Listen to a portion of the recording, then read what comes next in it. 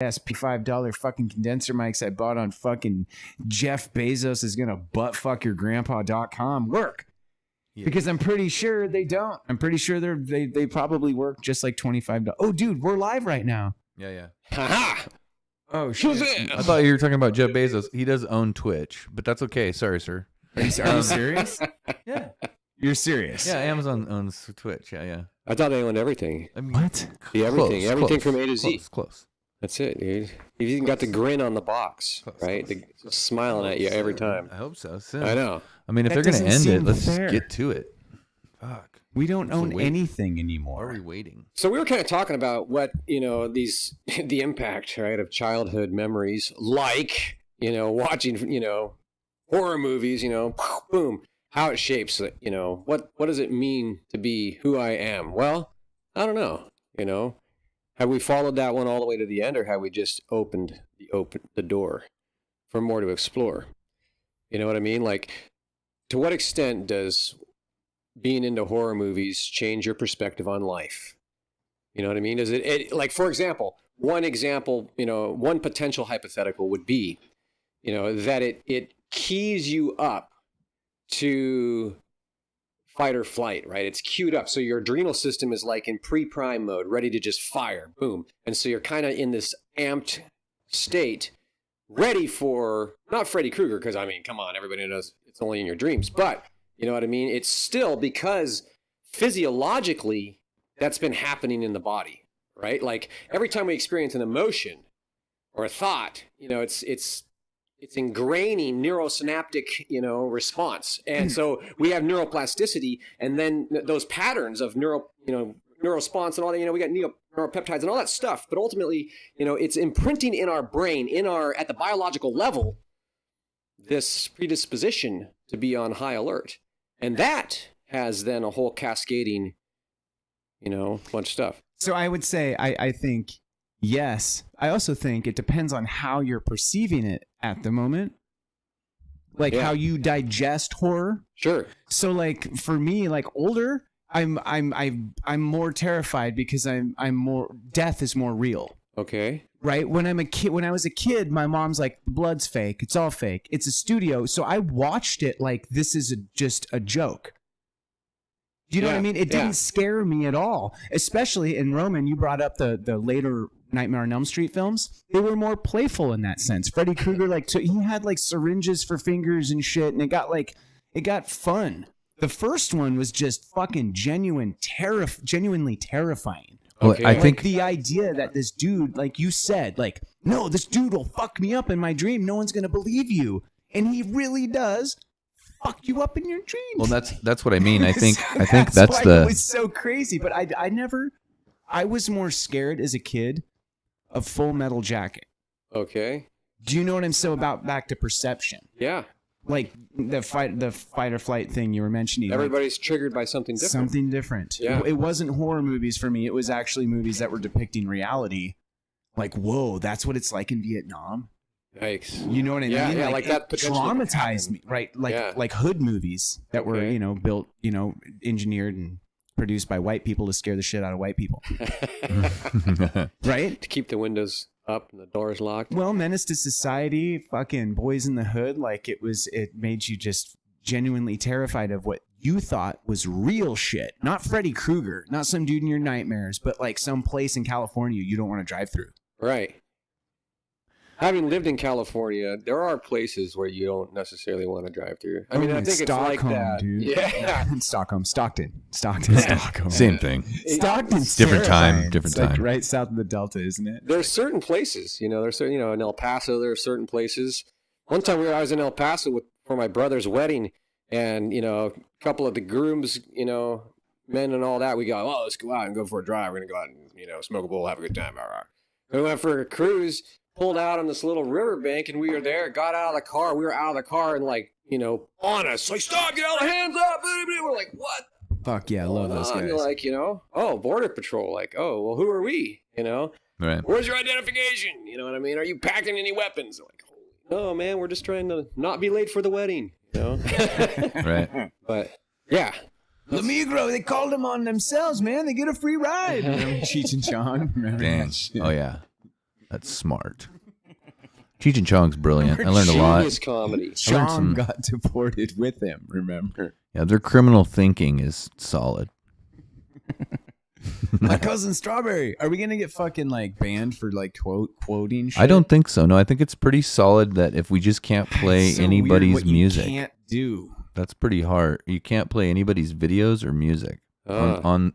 So it's like if You it's a gotta make your movie. own Butt music. stuff. Well, I'm too. saying if it's a movie, you can talk about the movie and you can like do all the stuff about the movie, but you just can't show the movie. And if it's music, you can talk about the music and you can do all that Hell stuff. yeah, but dude. You just Colors, can't show it. old school movie too. I remember that shit. That's my Fuck cousin Brett. What's up, Brett? Fuck yeah, Brett. Right on, Yeah, Brett. yeah. Yeah, Seattle-ish. I don't know. I'm not sure. Oh, Seattle, China. yeah. It's a great town. Go see some Mariners. Mariners. I found a golf ball with the Mariners logo on it today, Yeah.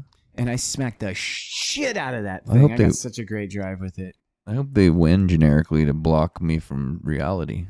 It's my favorite part of sports. Just Oh, when's the opener? San today. Francisco. It's today. Oh, no. Opening season's today. I don't know when the Mariners' first game is. I know it's San Francisco in Seattle, and they're allowed to have like 14 million people in the stadium. That's crazy. Usually That's like, holds. I was gonna say 20 it million. holds 20.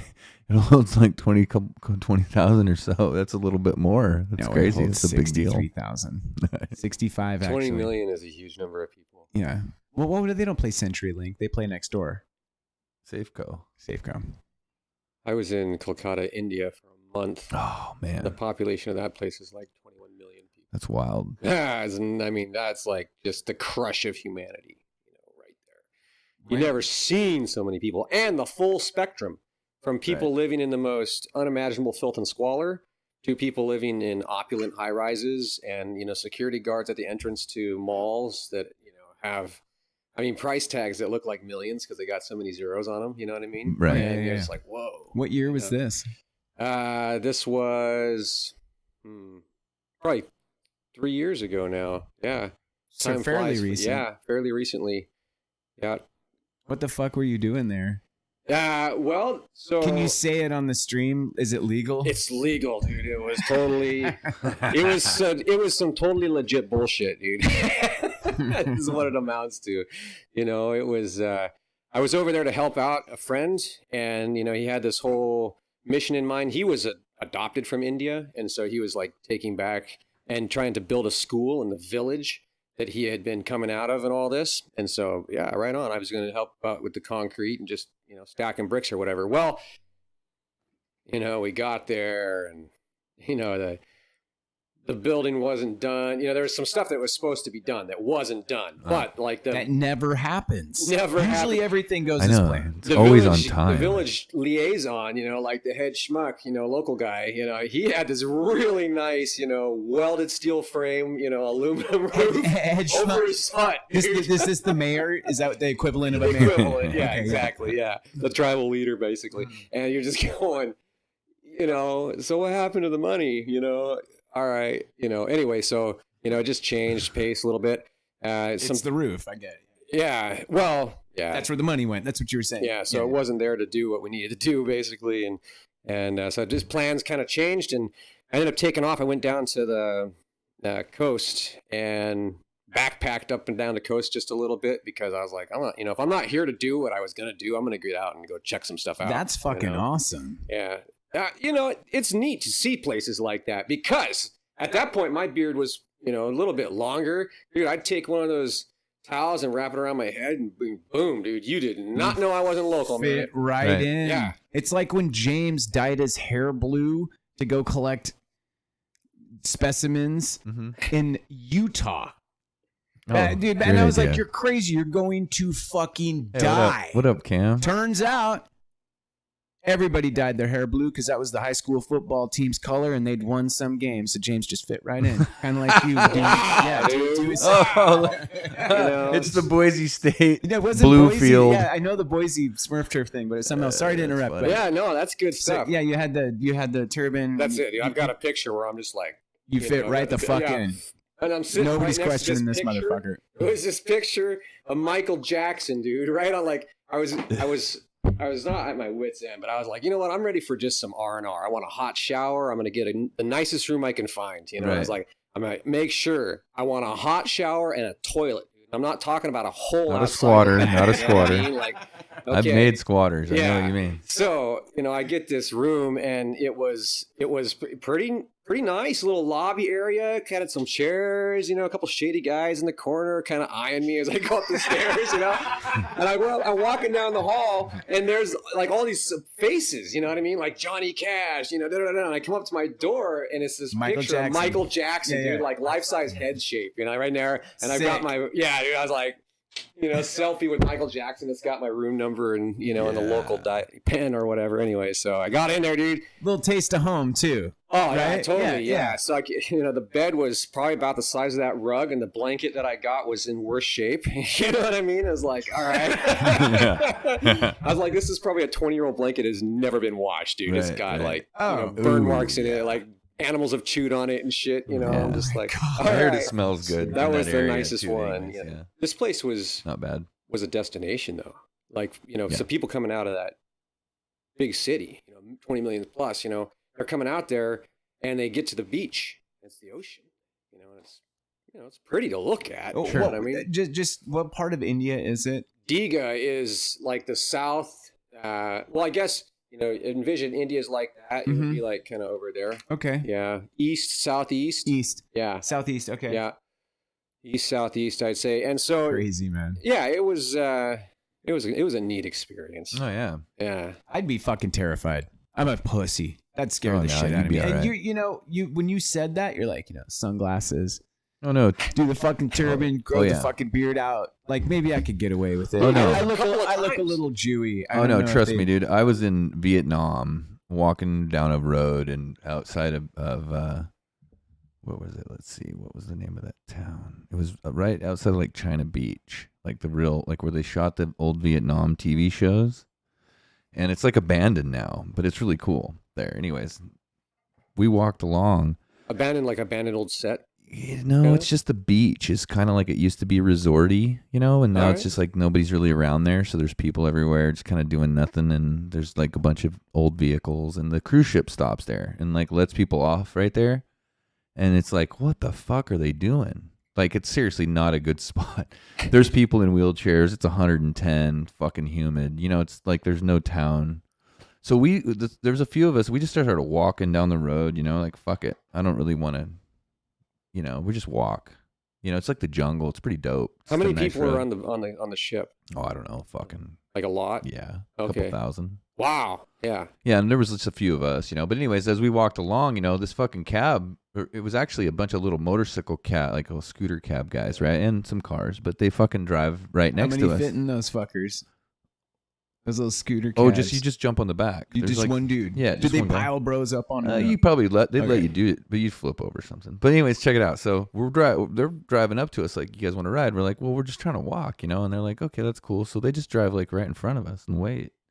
And it's just like exhaust fumes and so you like realize like they got tricks, man, like deep, like just layers and layers. Like I got to the beach and this lady's like, you sit. You know, and there's like a chair, and you're like, I'm cool. Like, it's a fucking chair in the middle of the, like, fucking palm trees and sand and shit, and somebody's got a regular old run-of-the-mill chair. And I'm like, I don't want to sit in your chair, you know? Like, but I guess I will. Like, what's the trick? Okay, I'll sit in your chair. Sit in the chair, she's like, $1. You know, you're like, damn, dude. Yeah. Like, you know, yeah. Like it's kind of cool. Like they earn all their money. Like there's no begging. It's all it's all funny, you know, like, you know, it's all kind of fun and silly and yeah, I mean, we got on the back of the fucking scooters and you ride through town and we get a good laugh out of it cuz you know, then we're making fun of it like, "Hey man, I saw your scooter driver rubbing your leg while you guys were driving." Like, he must have were you guys like exchanging numbers or how big was that tip? You know, right. Yeah. Because you know you got your arms around. I mean, like me, I'm like 6'3". I got my arms around this, you know, 16-year-old, 106 pound, you know, Vietnamese young man driving like probably 45 well, what the fuck through the else middle are you of traffic. To do? Are your hands free? So you're just fucking tucking in your knees Don't because take that the you're wrong really way. going through some shit, man. I tell you what. But that's, hell, that's It's amazing people don't lose more limbs. That there aren't just like you can fingers make and it through some feet shit. laying in the middle of the street, dude. You know what I'm saying? It's wild. Yeah. When I lived in Suriname, we had a car that was a European, so the wheel was on the wrong Probably side. fucking is. Have you ever just? You don't even know. Oh no, there is. A couple Kick people it did aside die when on you're that going job. to dine out. Like But no, the we human hand over here.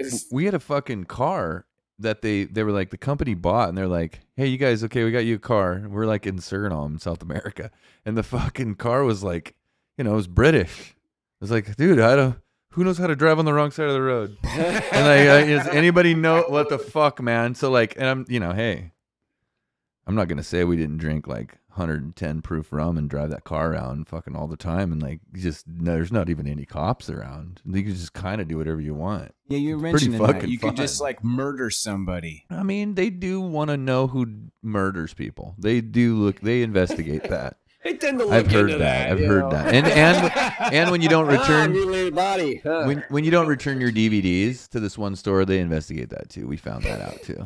They will track your ass You will. down. They will dude. come to your house. They'll tackle you at the airport and be like, Yeah. they'll They'll quit- yanking out well, to you. Yeah. Or they'll quit selling you hash. Yeah. You guys That's are also a dude. problem. you guys are fucking seasoned. Penalties for high crimes Oh, right yeah. there, dude. You guys are fucking world travelers. I ain't shit. I did some crazy shit back in the day. Yeah, tell us the doubt. craziest stuff, man. Well, like most of it's like Thailand, like weird sex tricks that like you see people like shoot a banana, like a woman lay on her back, shoot a banana from her vagina into a cup. That's the craziest thing. I I've used to ever see seen. that. Like across the room, like shoot a dart out of my buddy's mouth. Like, Oh, dude. What? Haven't you been to the boom boom? you actually watched that happen? yeah, actually, and the people that do that work, they have Oh, straight man. faces, like not sad, not No happy, humor? just Not sad. consistent. It's a Very profession. professional. Very Oh, professional. man. It's Do they the have oldest competitions profession. like Very who can professional. launch it the farthest, dude? I mean, Very it's just, professional. yeah, that's crazy. It's the world's oldest profession. They walk up, they got like little It numbers. is. It's incredible though how people treat it in like Thailand or different countries. It's really not sexual. It's not. It's very much like Kink. or no, it's like a skill / performance / biology report or something, It's like some kind of like it's I didn't know cultural. you could do You that. gotta I didn't love know that humanity, somebody man. could do You just that. gotta love I didn't know humanity. people could do that. Yeah. Oh, I never saw that before. Yeah. I'd never even heard of that. And then you go outside after you're done with all that and you go up to like a food cart and you taste, if you haven't tasted like true Thai, like gasoline directly into your mouth, like a shot of, like, it's not just the heat, it's the actual oil, like as if you maybe tasted, have you ever pumped your own gas and tasted it on accident? Like, ooh, that's not good. Oh fuck That, yeah. but then you keep eating it. And you wonder, is it dog, is it cat, is it chicken, is it pork? I don't, I mean. Oh man, there were It's times fun. in Good India times. that I just didn't eat. Oh no. Days. Oh, yeah. I was like, Mhm. I'm just gonna fascinate. I'm not gonna eat that, dude. I'm sorry. I would rather go Right. hungry than eat that because I knew something in me was kind of, intuitively or innately like that's gonna make me sick. That's potentially. You're not, and also like, I mean, I don't want to sound like fucking hipster fucking bitch over here, but like your biome also isn't like familiar with the bacteria. Oh, Right. sick. Exactly. In general, like Yeah. even if it's like good food, it's got like unfamiliar shit in it Yeah. to your Oh, gut. dude, I and had a it's gonna buddy- be weird no so- matter what. It's so gonna be I- uncomfortable. So I got a dude, buddy. There was nothing worse than having the screaming shits in a country that doesn't sell toilet paper. Oh yeah. No, Let no. me just tell you that, dude. That's So- like not cool. So yeah, because regular in just normal run of the mill, like lean cuisine Indian food will give you the shits, let alone regular real Totally. Indian food. Yeah. Dude. Okay, so my buddy in South America that we lived with, and we were there for months At the and months same and time, months. some of the best food ever. And he, what up, Tim? Oh fucking A. Anyways, so check it out. My buddy got this fucking rash on his back, and we're in South America. He'd been there for a while, and he the only real difference between us, in reality, we ate all the same stuff. Everything we did pretty much the same, except he liked to go to the supermarket and he'd buy like these weird fruits or vegetables and shit, and like shit you cannot even identify. And he'd cut them open and we'd fuck with them and see what they are and shit. But I was like real skeptical about eating any of it because I just don't know what the fuck it is and I just don't know, right? So, anyways, long story short, he ends up with this rash on his back. But he's like telling us, he's like, I mean, it's fucking serious rash, right? It's like poison oak or something. Anyway, so ate the strange checks out. Did you say a rash on his back? On his back, like like top of his back, shoulders, like kind of. Let me explain those. So, anyways, he also went in the river water skiing on this one trip, and I didn't go. So those are the things we're like trying to pin down really what happened. You were in the river, or maybe you were in the. Okay, so anyways, he says to everybody, he's like, I'm fucking tripping out, man. This shit itches, but I think it's like moving. I really think it's moving. I mean, I know that sounds fucked up, but I think it's moving, And this guy's pretty wild. He's a fun guy, because he's kind of creative anyway. So I'm kind of thinking, like, are you really serious? And so I take a Sharpie, and I circle the fucking dots. I'm like, all right, let's see if they move around, right? Yes, dude. So those fuckers did. Empirical evidence. And I said, that moved. Like it did. And anyway, so long story short, he ends up in a bubble. Circle. He ends up getting flown home like months before me. He gets flown home to Miami, like in the Miami Medical Center, like in a bubble. So they're like, they're fucking checking him out. They got him in there for like quite a while, like a week or so. They don't know what the fuck it is. They have no idea. It's some kind of parasite. No idea what it is. And it goes from his back, completely disappears because it's cooler there than it was where we were. And then it ends up kind of like in his hip area is what he thinks. He's like, my hip itches. So anyways, they let him go. And the doctor says, hey man, like you live in Oregon and that's not going to last in Oregon. So sorry that you got, basically. Oh my God. You're serious. And so we still, when I see him, I still laugh every once in a while. I go, how's your worm, dude? Like, dude. I ask him how his worm is sometimes, and like, it's just part of our like, it's like part of his, Yeah, you're a little hot. Yeah, weird, huh? Just noticing. Yeah, that. he's but anyways, it's helping you out. Kind of fun. There. That's it's pretty wild though. And so you never got the rash. Me? From fruit, he says. But I'm a baby. Like some of those guys did all kinds of shit I didn't do. Like they rode motorcycles and like fucking dirt bikes in the middle of the night with no headlight and shit in the main streets. Like some. See, those guys were doing that. Where were you when you told me this motorcycle I would story? just be like, if they were doing that, like the funny part of that is like you said Michael Jackson. So one of the first experiences I had in this country in Suriname, South America, Paramaribo, this is the city. And we went to this bar and like they rolled out this like old AV projector with a TV on it and played a VHS cassette of fucking Michael Jackson's fucking concerts for like entertainment in that bar. Like that's how popular that fucking guy was. Like people came to the bar that night to watch a fucking 20-year-old video. I mean, this was 99 when I was there, 98 or something like that, right? So it was a long fucking time ago. And Michael was still alive, but he was well played out. Like, fuck. I don't know why. It reminded me of Tropic Thunder. Dude, do you remember and that then, movie? Dude, and then they like had that little TV. Simple and Jack. and it was like during the fucking World Cup. It's got Ben Stiller in it? No.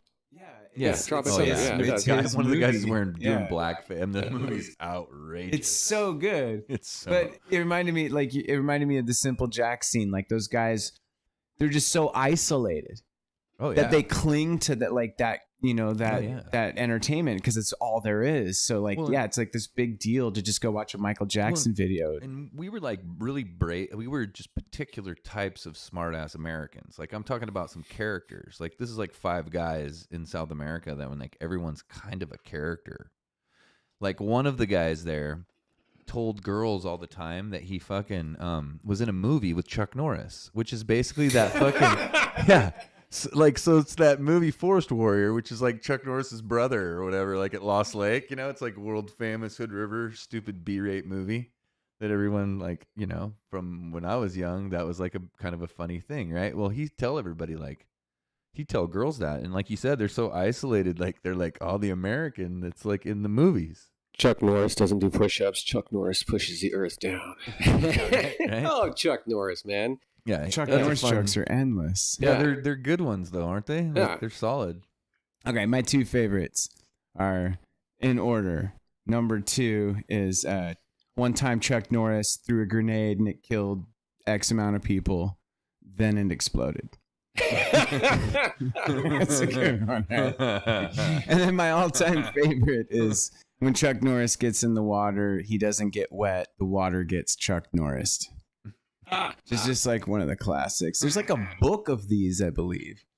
I'm trying to hook up this. I love how stuff's coming back around. Like Bob Ross, for example. Yeah. The man inspired me to let my hair grow. I'll tell you that right Fuck now. yeah, dude. That's dope. I like that. It's good style. It's just, I let it do its thing. You know what I mean? I can't hardly fit under a hat. I have to put on a beanie. Like my regular hats don't fit anymore. Sure. You know what I mean? Like No, it's no, just. I have problems. Well, my hair is like raging long, and so I can't wear the hats I want to wear anymore. I've been Hey, thinking what's up, about Rick? going back to the old towel because it works pretty damn good.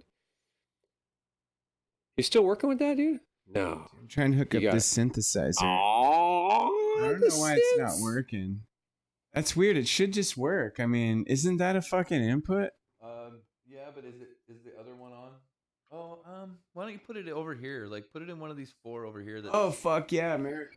yeah, try that. Chick. Because there might be something or other. Rick, when are we gonna fucking play hoops again, dude? We need to get a gym, man. Let's just hijack that shit, dude. Isn't there any rich people around here anymore that built their own gym at their house? Aren't you fucking rich people rich enough? God damn it! No, Like, there's nothing there. Oh, wait a second. No, it's kind of fucked up. You know what really fucking pisses me off? audio. Fuck yeah, man. Push that button in. Fuck. Which one does that say that you put it in? Fucking fuck What- me, what- goddamn kiss my fuck. But remember, somebody like gave us. Somebody donated that board. Probably got something wrong with It it. looks like it's had a few miles. It's Oh my had a God, few it's so shows on old. it. You know what I mean? If you look Yeah. at boards now, they're like all cool, and like we have some of the oldest stuff around here. It's so great. No, that's a nice looking board. It's Yeah. sweet. Like everything, it's vintage, right? You know what I mean? You want stuff that works, like the original Atari. You know what I mean? I want to play Duck Hunt with that old school gun. You know what I mean? None of this new stuff. We have video games at our shows, our rock shows. We Yeah. we like to have like an Xbox Yeah. and let people play video games while we play.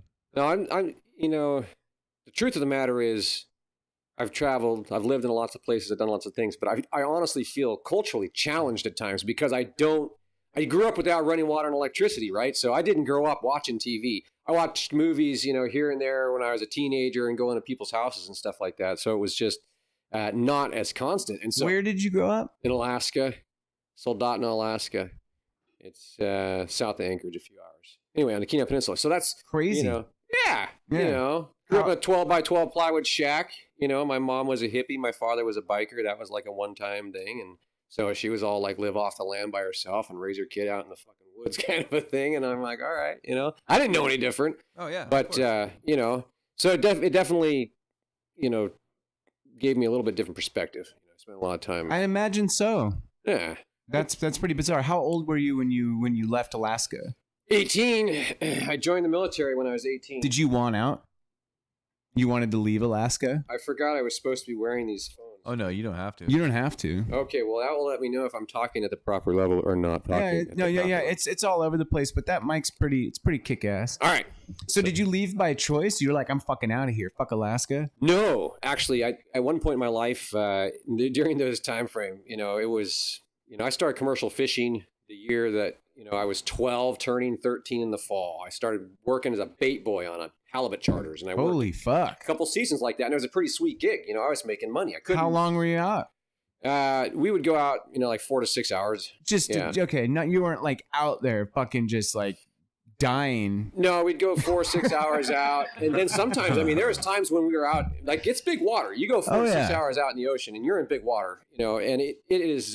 12 to 13 years old, you said. Yeah, Fuck. the summer I was 12, I turned 13 that fall, and so I was getting ready to go into junior high or what have you, and so I was like, all right, I'm gonna go out there and work, you know, and make a little money, start saving up. Yeah, yeah. Anyway, it was a good gig because I was, you know, handsome young man, and you know the ladies giving me tips, and I'm reeling in halibut for old ladies and baiting hooks and charming them, you know. So I was actually paying rent. I had to pay rent to camp to pitch a tent on my grandma's lawn, Oh. so that I could use the bathroom and shower. So, but that was like the big lesson. Like I was making man, money, I like that. so now I've got to pay rent, at least the spot, so I got a place to go. Sure. Cleaned up. So that was cool. Started learning like that. And then later, so 2 seasons of that, later than that, I got into commercial set netting. And that was what I did through high school. So this is like 95, 96 then? Yeah. 94, 95, 96. Okay. I went into the military in 98. But so I had been doing this. I was making pretty good money at that point. Like, for a kid, like, yeah, I got a lot of money.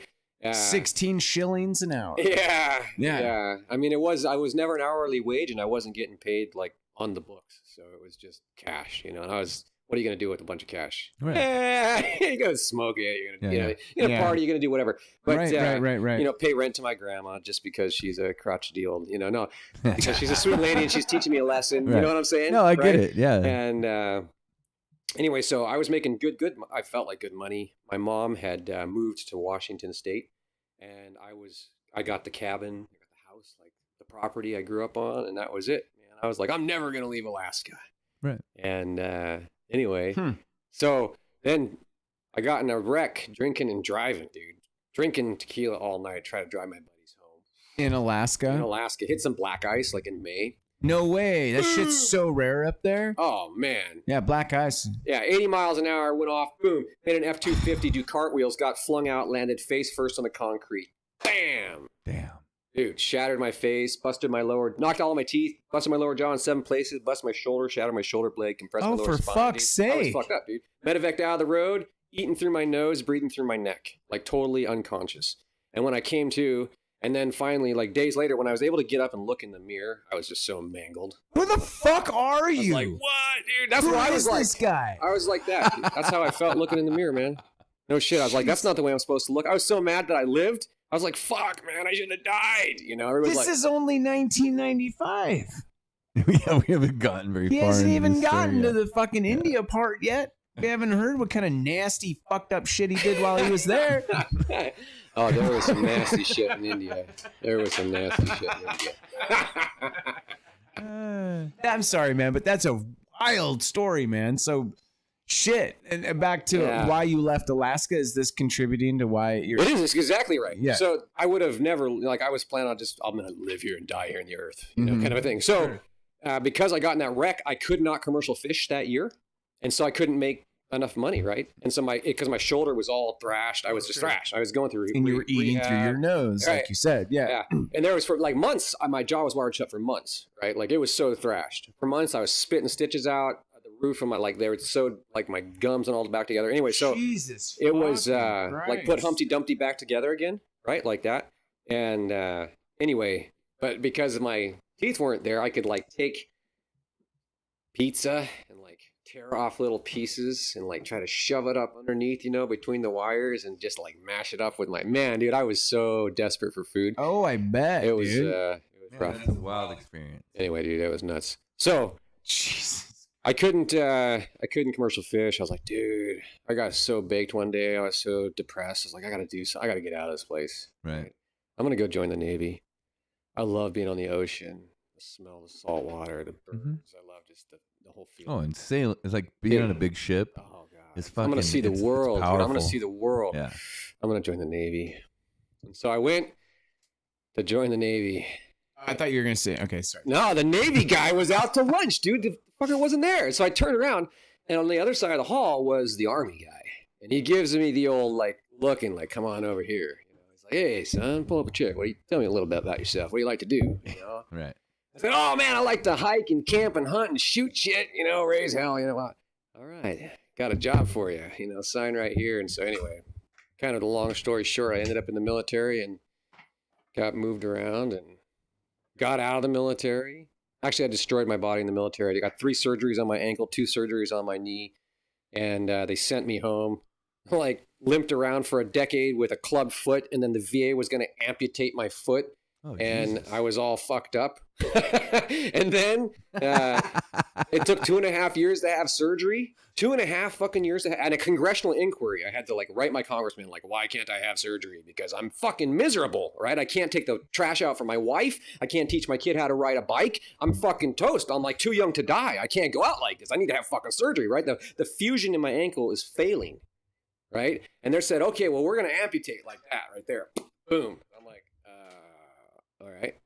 So they say, okay, come on down here to this room and pick out your little leg. Like, what kind of prosthetic do you want? Like the badass, like the Kung Fu one or what, like the stable one, all right, meet with the vets. And I mean, the whole thing. Like, I was full on waiting for the VA to amputate my foot for 2.5 fucking years. And thank God it was 2.5 years, because during that time, somebody's like, I mean, I was miserable, dude. I was miserable.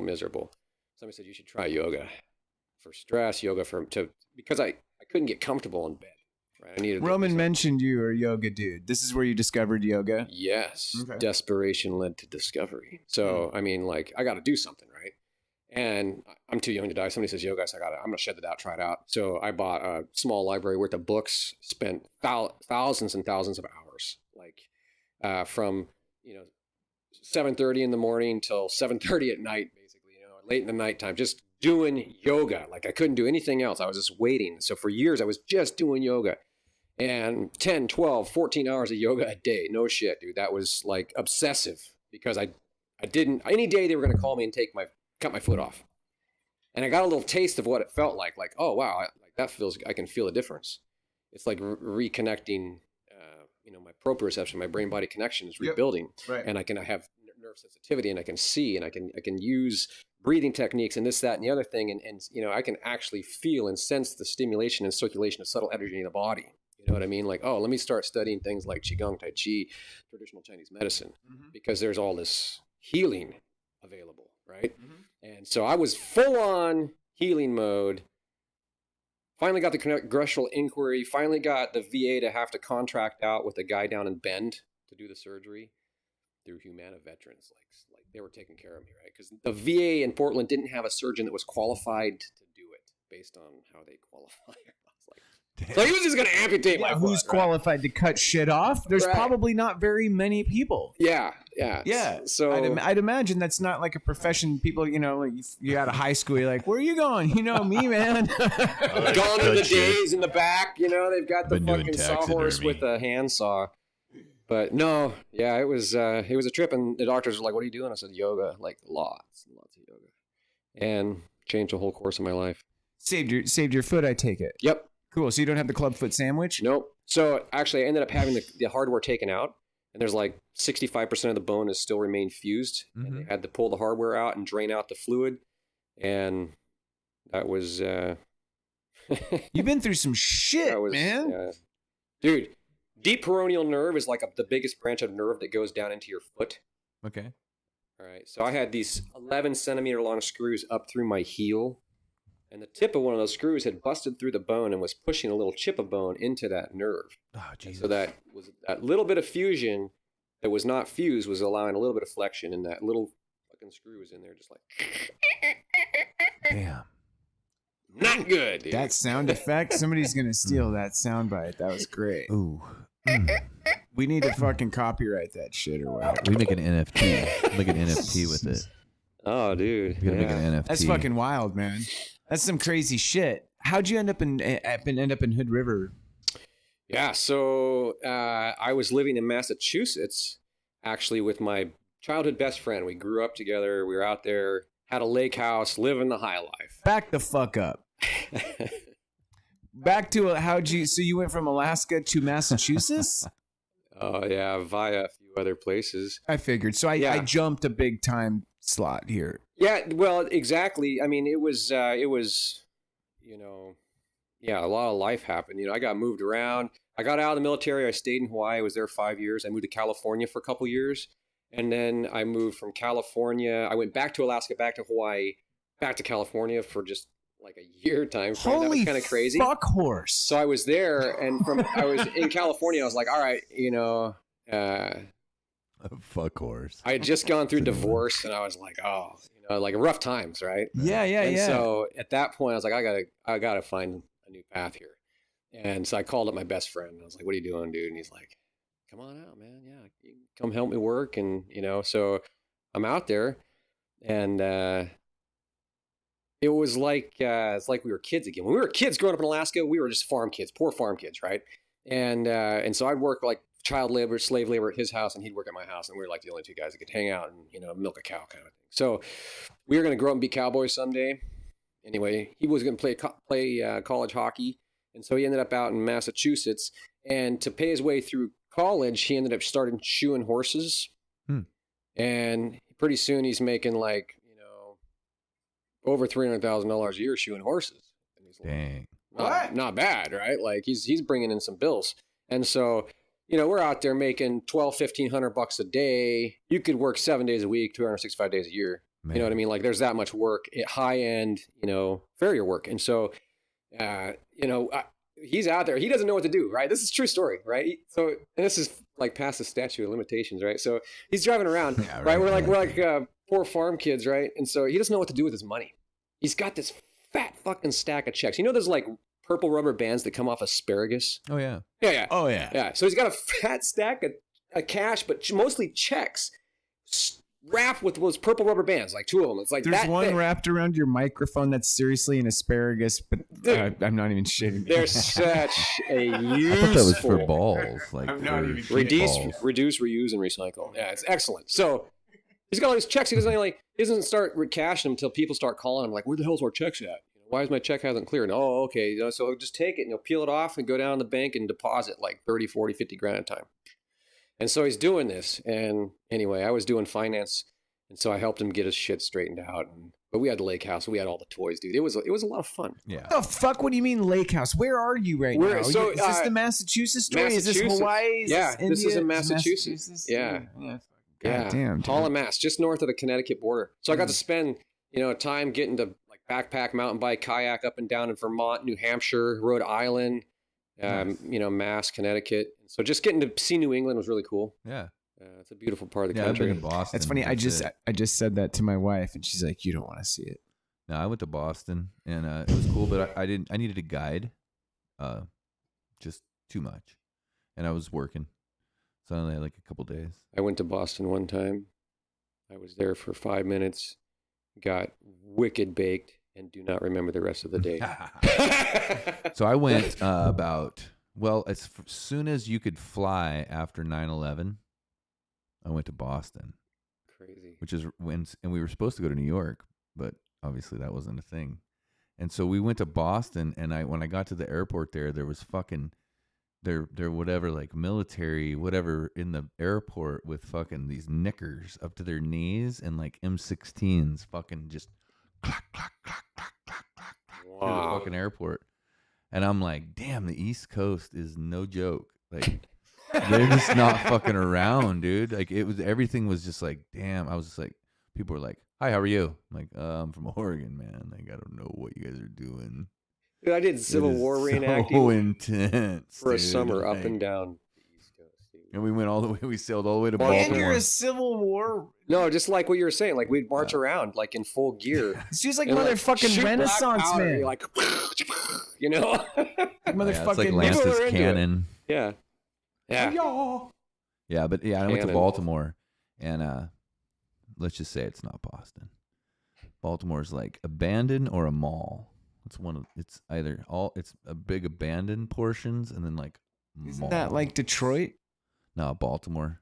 I know, but Something. isn't that what Detroit's Oh, like? I don't know. I've never been there. Yeah, Never been same. to Detroit. I mean, either, but I've heard that's exactly what Detroit's no like. oceans around Detroit. Yeah. So I'm not wild about big cities, to be honest. I've lived in a couple of big No, cities. I've been to Hong Kong, and that's big enough. That was the biggest, I think. That's huge. It's dude. something Is that like else. 30 million or And something? it's like mountainous, so it's like a fucking bowl of. If you haven't seen a picture of Hong Kong recently, like online, it's kind of unbelievable. Mm. It really is. It's because it's mountains and skyscrapers built into the fucking mountains, Yeah.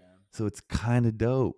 Yeah. I don't know, man. Like they have a garden there, like their Central Park, and it's full of birds, exotic birds, and they're just free to live. It's just gigantic, and they just live there, and it's just like a fucking zoo, but it's just not. It's just the real world, and it's fucking unbelievable. I spent an entire day there, maybe 2, doing absolutely nothing. Just blowing homeless dudes. Just blowing fucking homeless guys. No, but just walking smoking around this crack, park. Like doing just what people fucking do tripping in on basically Hong Kong. every single plant and animal there I'd never seen. You know what I mean? Like you're just fucking and living on seaweed chips. We were stuck there, waiting for a flight out. You know, and like sometimes that's the best things ever. I think I'd go fucking insane. You guys are so fucking seasoned, and I am so not. Well, this was like the last time I went anywhere was like 2004. Oh, for sure. No, and I'm cool. I'm cool as I'm cool as shit with that. You guys, everybody gets what. Right now, what I say is everybody gets what they want. Yeah. Everybody gets what the fuck they want. Oh, dude, I just got into an airplane. Interesting. It's true though. Everybody gets what the fuck they want. You go and get what you want, don't you?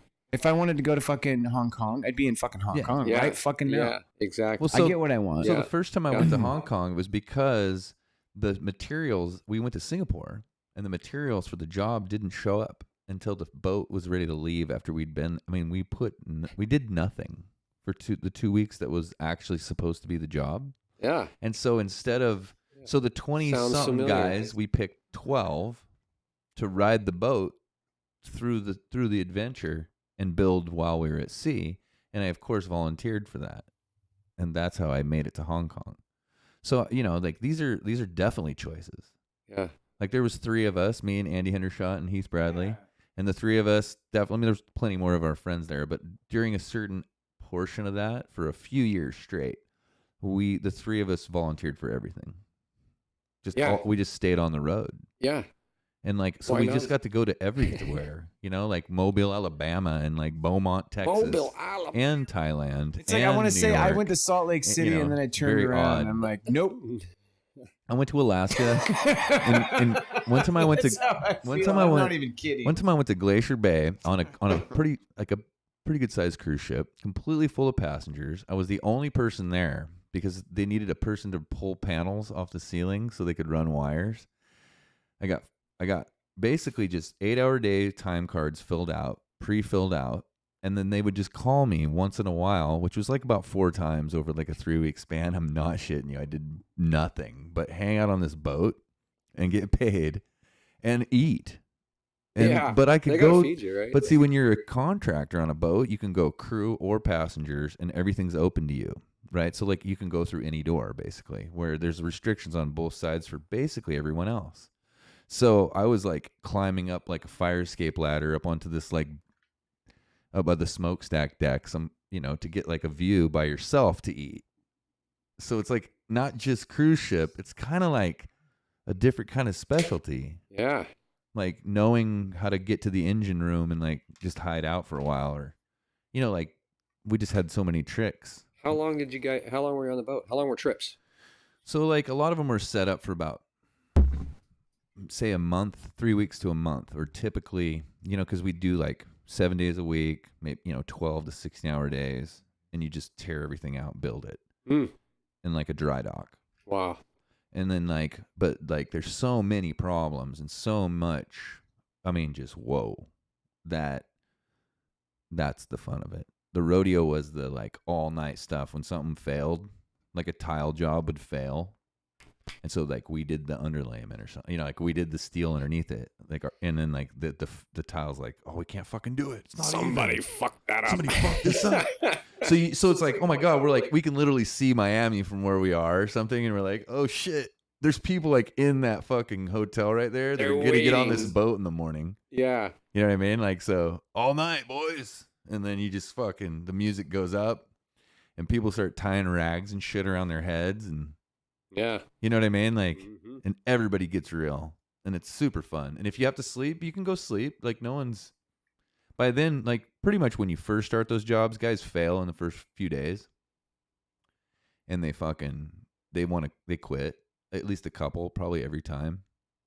Because when you get hit with a couple 16s in a row, people just kind of freak out. It's gonna test you. There's no getting around it. It's gonna. People don't go to work after dinner usually. You know what I mean? Like, when you eat dinner and then you have a couple more hours of work left tonight, like that hits you emotionally. Some guys aren't ready for it. The fact that you know that you've experienced that, is significant, because I think a lot of humans, especially in this kind of modern, at least in much of our culture, a lot of people don't have a fucking clue what a 16-hour workday of hard labor, of going, of hustling up and down ladders, running, carrying stuff, man, using your hands, just like working. And even maybe building, maybe thinking. Yeah. Even, which is brutal, It's taxing on the mind. Yeah.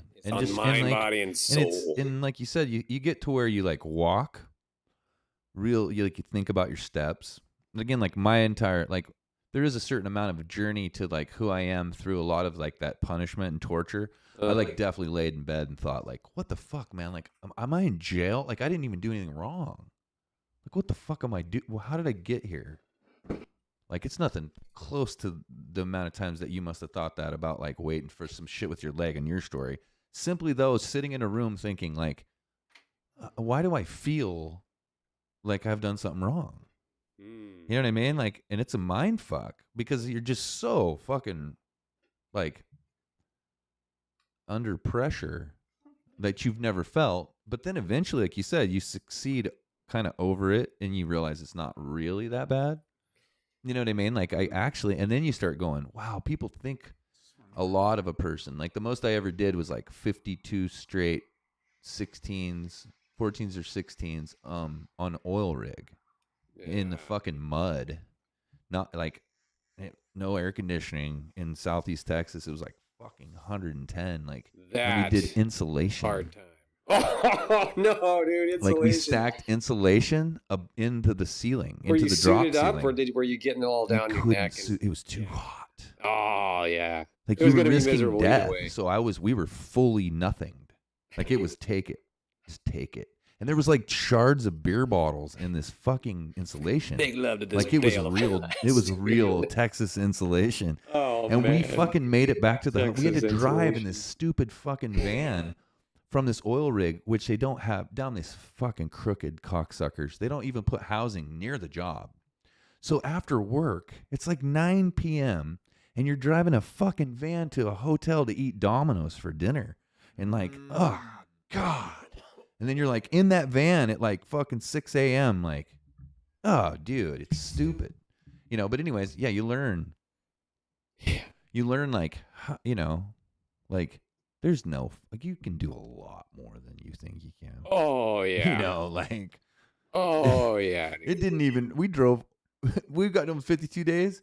They were like, you guys want to drive the truck home? I'm like, fuck yeah. We drove the truck from Texas back to Oregon after that. Fuck them. Let's keep on going, motherfucker.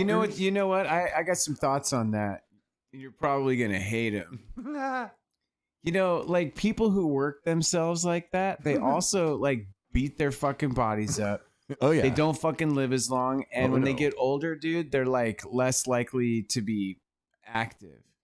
I think something, I don't think there's a wrong way to live your life and a wrong way to approach labor. But I don't think busting your ass like that, I don't think that's what the human body wants. Oh, trust me, dude. I agreed with you all day while I was putting little posters up in my office. Because I definitely went to college and I definitely got a job with an office, and I'm definitely not doing that anymore. Like, you know what I mean? So like we're talking about hammer time at like age 20, 21, 22 to maybe 28. And then at like 28, 29, I played semi-pro football with my littlest brother till I was 31, which was way more brutal. Like that finger, like just not good. Not a good idea. I guess another thing I want to say is you got to got to do what you got to do. You know, then I was pretty much. Also, I'm just saying I was pretty much done with wouldn't doing. kick your own ass over it. No, I just mean like, and for whatever reason, as part of like how I grew up, I needed to exhaust that. That was a way that I could be like what I consider to be a positively negative. Because, you know, along with all of that. Is that similar to like the idea of positive addiction?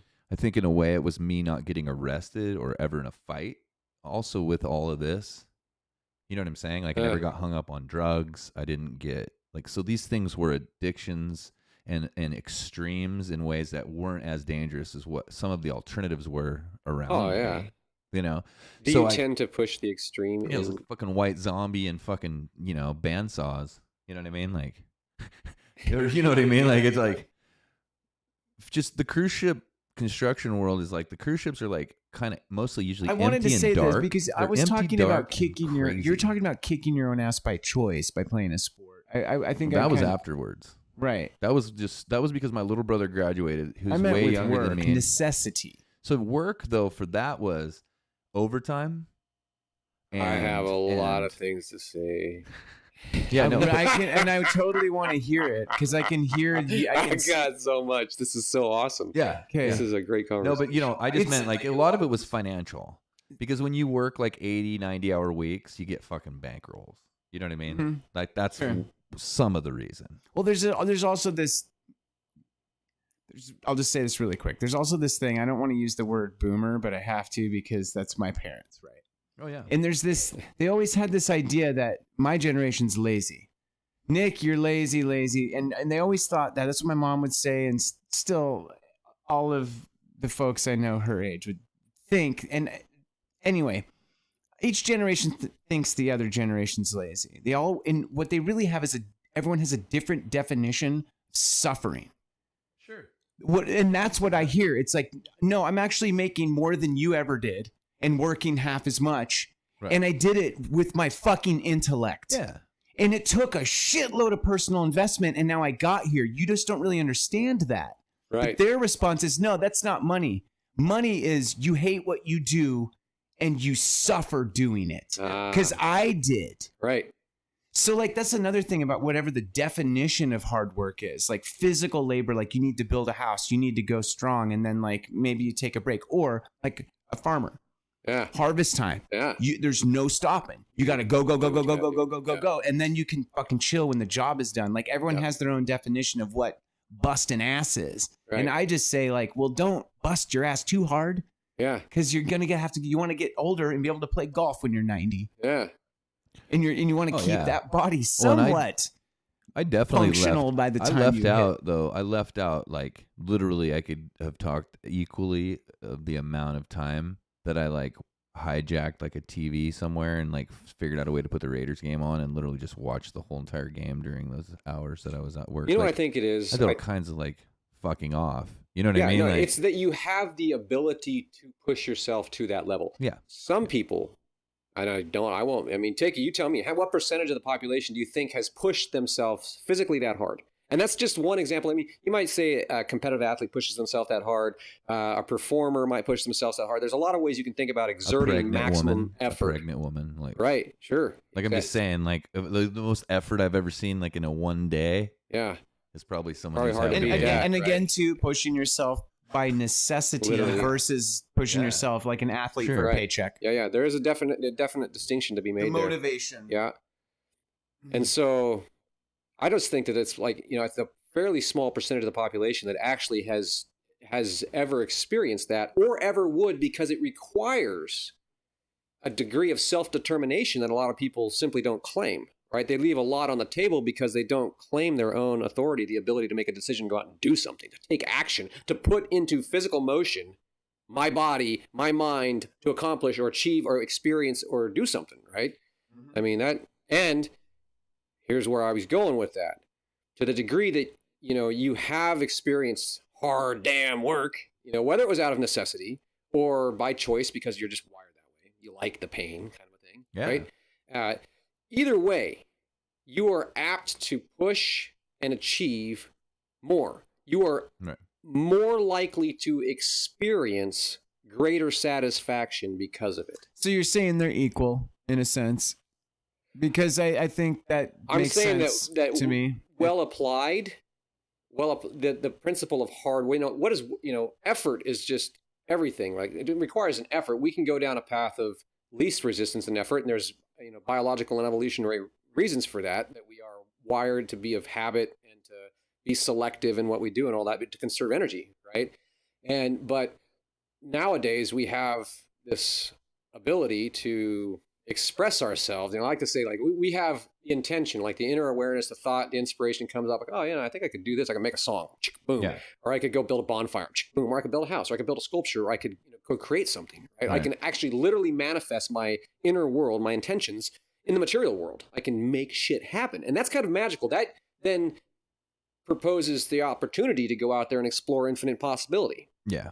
Well, like I think something to get excited about. Well, until I worked at the job I right now have, where I started taking like a serious. I would say with music and stuff, I would take it serious like that, right? But work, actually, I think for me, I'm like a fucking kind of a mole. Like I just literally, I never got fired. I've never been like, I just poke from one thing to the next thing. I found my way around just because I just keep fucking answering phone calls and going, what do you do? Oh, like, okay, I'll do that Tuesday. And I quit things a lot.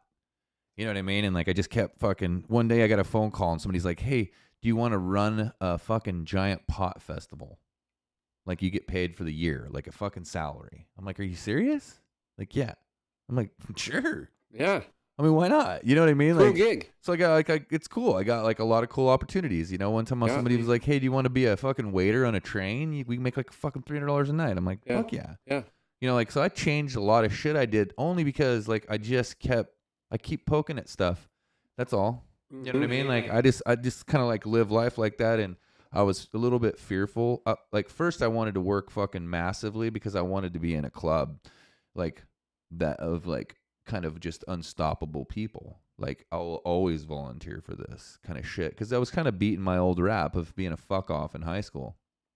You know, I was making up for something. Right. You know? That's exactly what I do. You know, and then I was like, okay, now nobody thinks that about me anymore. You know what I mean? Yeah. I went full fucking workaholic. So, yeah, I and, went and psycho, to a point, man. I guess that's why I was all. speaking from my own experience. And I was thinking about that as I was saying it. I'm like, I guess that's just me. But I then guess we all speak from develop our it. own fucking experiences. But yeah, I worked my ass off to a point where I invested my everything into my work. I didn't think about anything else ever. You know what I mean? Like I dreamt about it, bro. Yeah.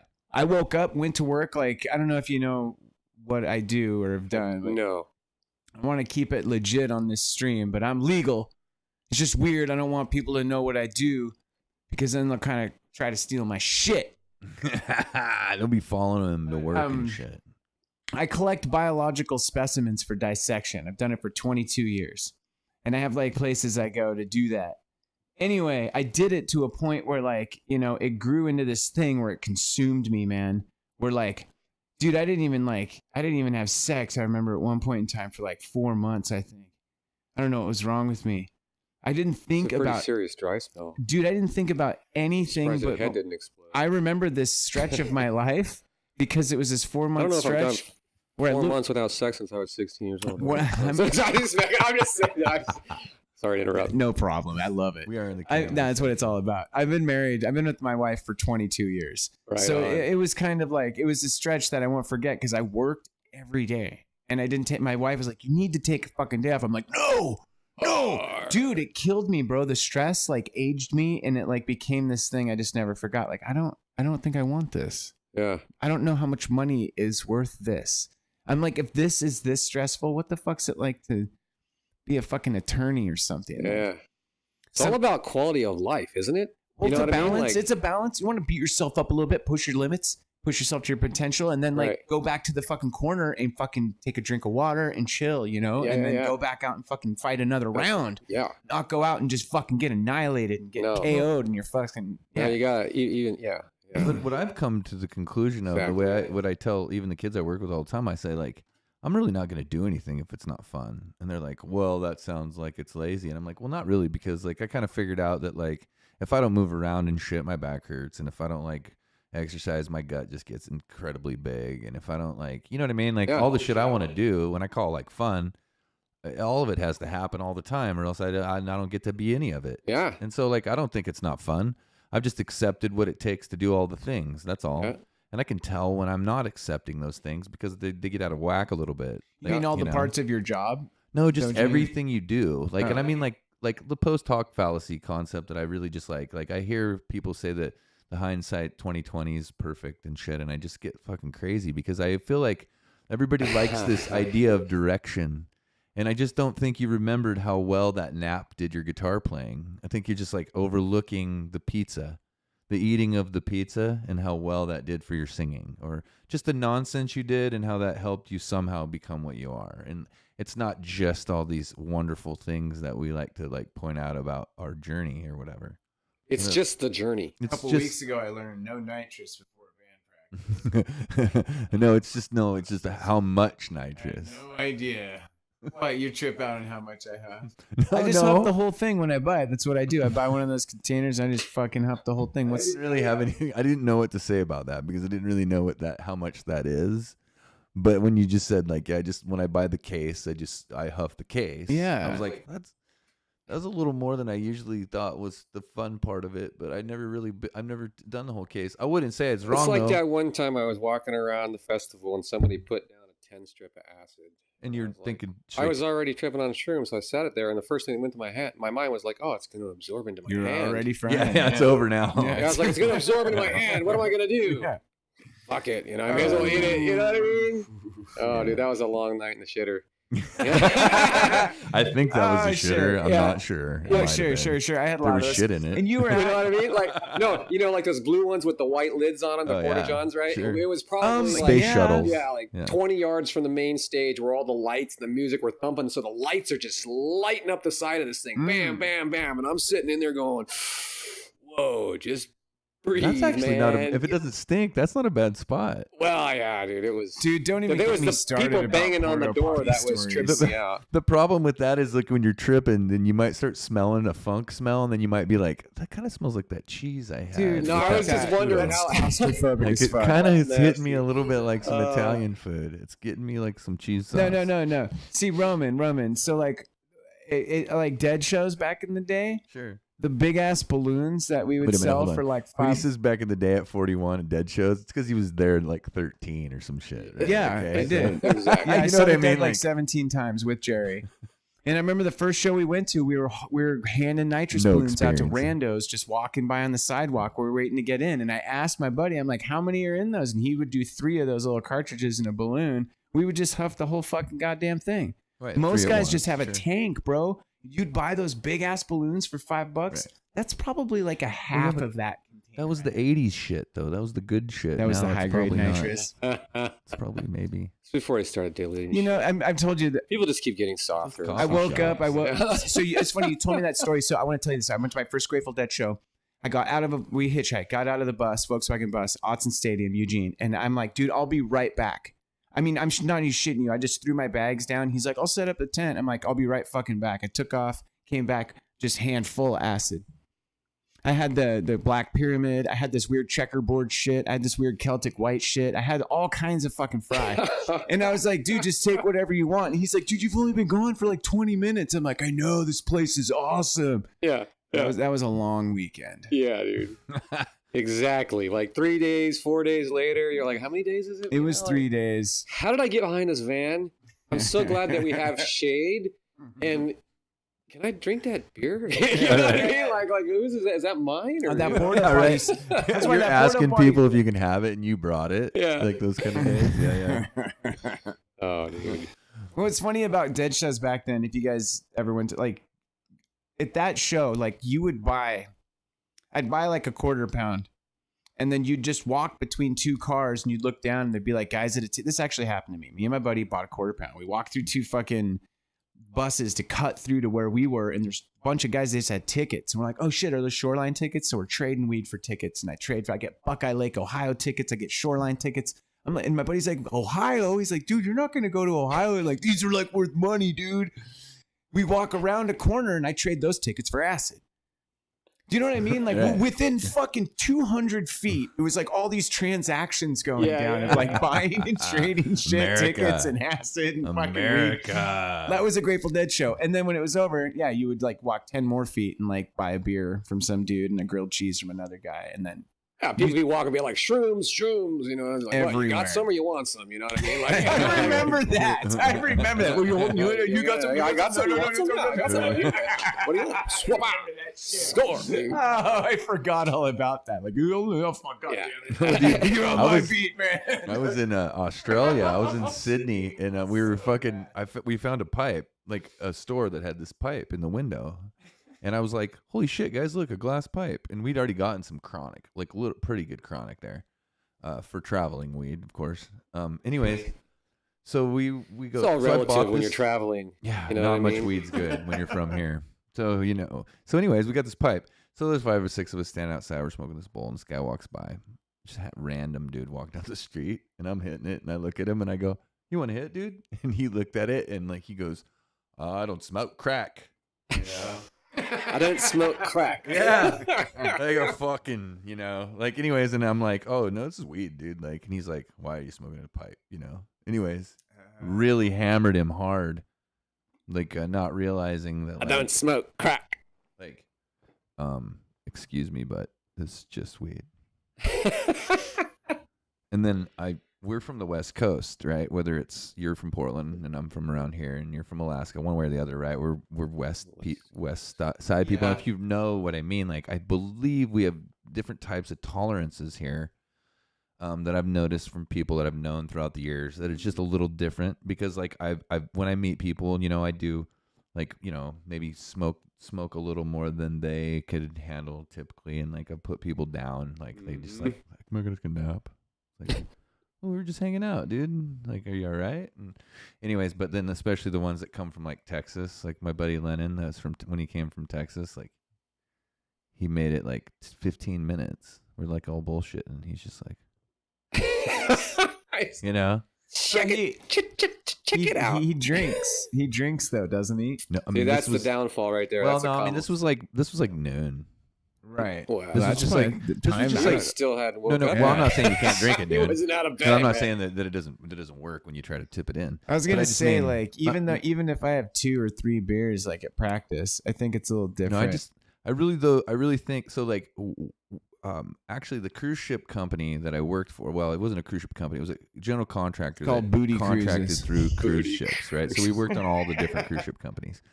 But there was a Fortune 500. Like Did you the get owner of this swag? company was in Fortune 500 at one point, So right? It was Booty really Cruise. successful. It was a really successful company. And so one of the things he said though about why he was successful was because he you want a beer? Yeah. Oh, what are you drinking? I've actually been drinking off this Mountain Dew right over here. Yeah. Mountain Dew, like to be sponsored. If you guys wouldn't mind sponsoring. Sponsors. Um, Sponsored by corn syrup. damn it, I forgot what I was. That stupid off-topic story. I Sorry, was no, telling. you were on It's topic. color. I'm sorry. It's colorful. I don't know. Maybe somebody in the stream. Yeah, so remembers. learning how to work hard, right? So working on commercial fishing boats and holding on to the net, and the skipper in the back's like, "Do not let go of that net," you know. And you're on the boat, and the ocean's doing this, and the net's anchored to the bottom of the ocean, so you're holding on to it, and it's just like, the boat goes up, and the net stays down, like the whole way of the ocean's just crushing against your rib cage. Like, he's like, "Don't let go of the net." It feels like your fucking arms are gonna rip out of socket, and your rib cage is gonna crush on the gunnel, you know. And that was hard. Beginning of the season, it feels like you're holding on to a net, and it feels like it's gonna cut your damn fingers off. Isn't there a better way to hold the fucking net than have some fucking punk ass kid holding it? No, like Popeye arms, man. You get strong. That's right? how he got those. You get strong like Remember pretty that? quick. Even in the preseason. Anyway, yeah, that's a whole bit of shit. But No, that was really interesting. that's hard work. Like, Oh yeah. how hard can you hold? It's like to me, it's the equivalent of hanging off the edge of a cliff by one hand, Sure. and your whole life depends on it. Like, you couldn't exert more effort. You know, Right. do you ever rock climb? Have you ever rock climbed? Not really. Oh, I attempted, and yeah, no thanks. All right, dude. So I Yeah. love rock climbing, right? So you get out and like you be on a place and you're roped off. So it's if you fall, you're just losing face a little bit, right? Because your buddy just climbed it. Right. Yeah. So I'm holding on to something, and I had failed twice at the same spot. I had to get over to this crack and like jam my hand up in it and make a fist and swing around, just whole move. And I'm not really that good, like that was like a little above my limit, or it was a new move for me, I should say at that Sure. point.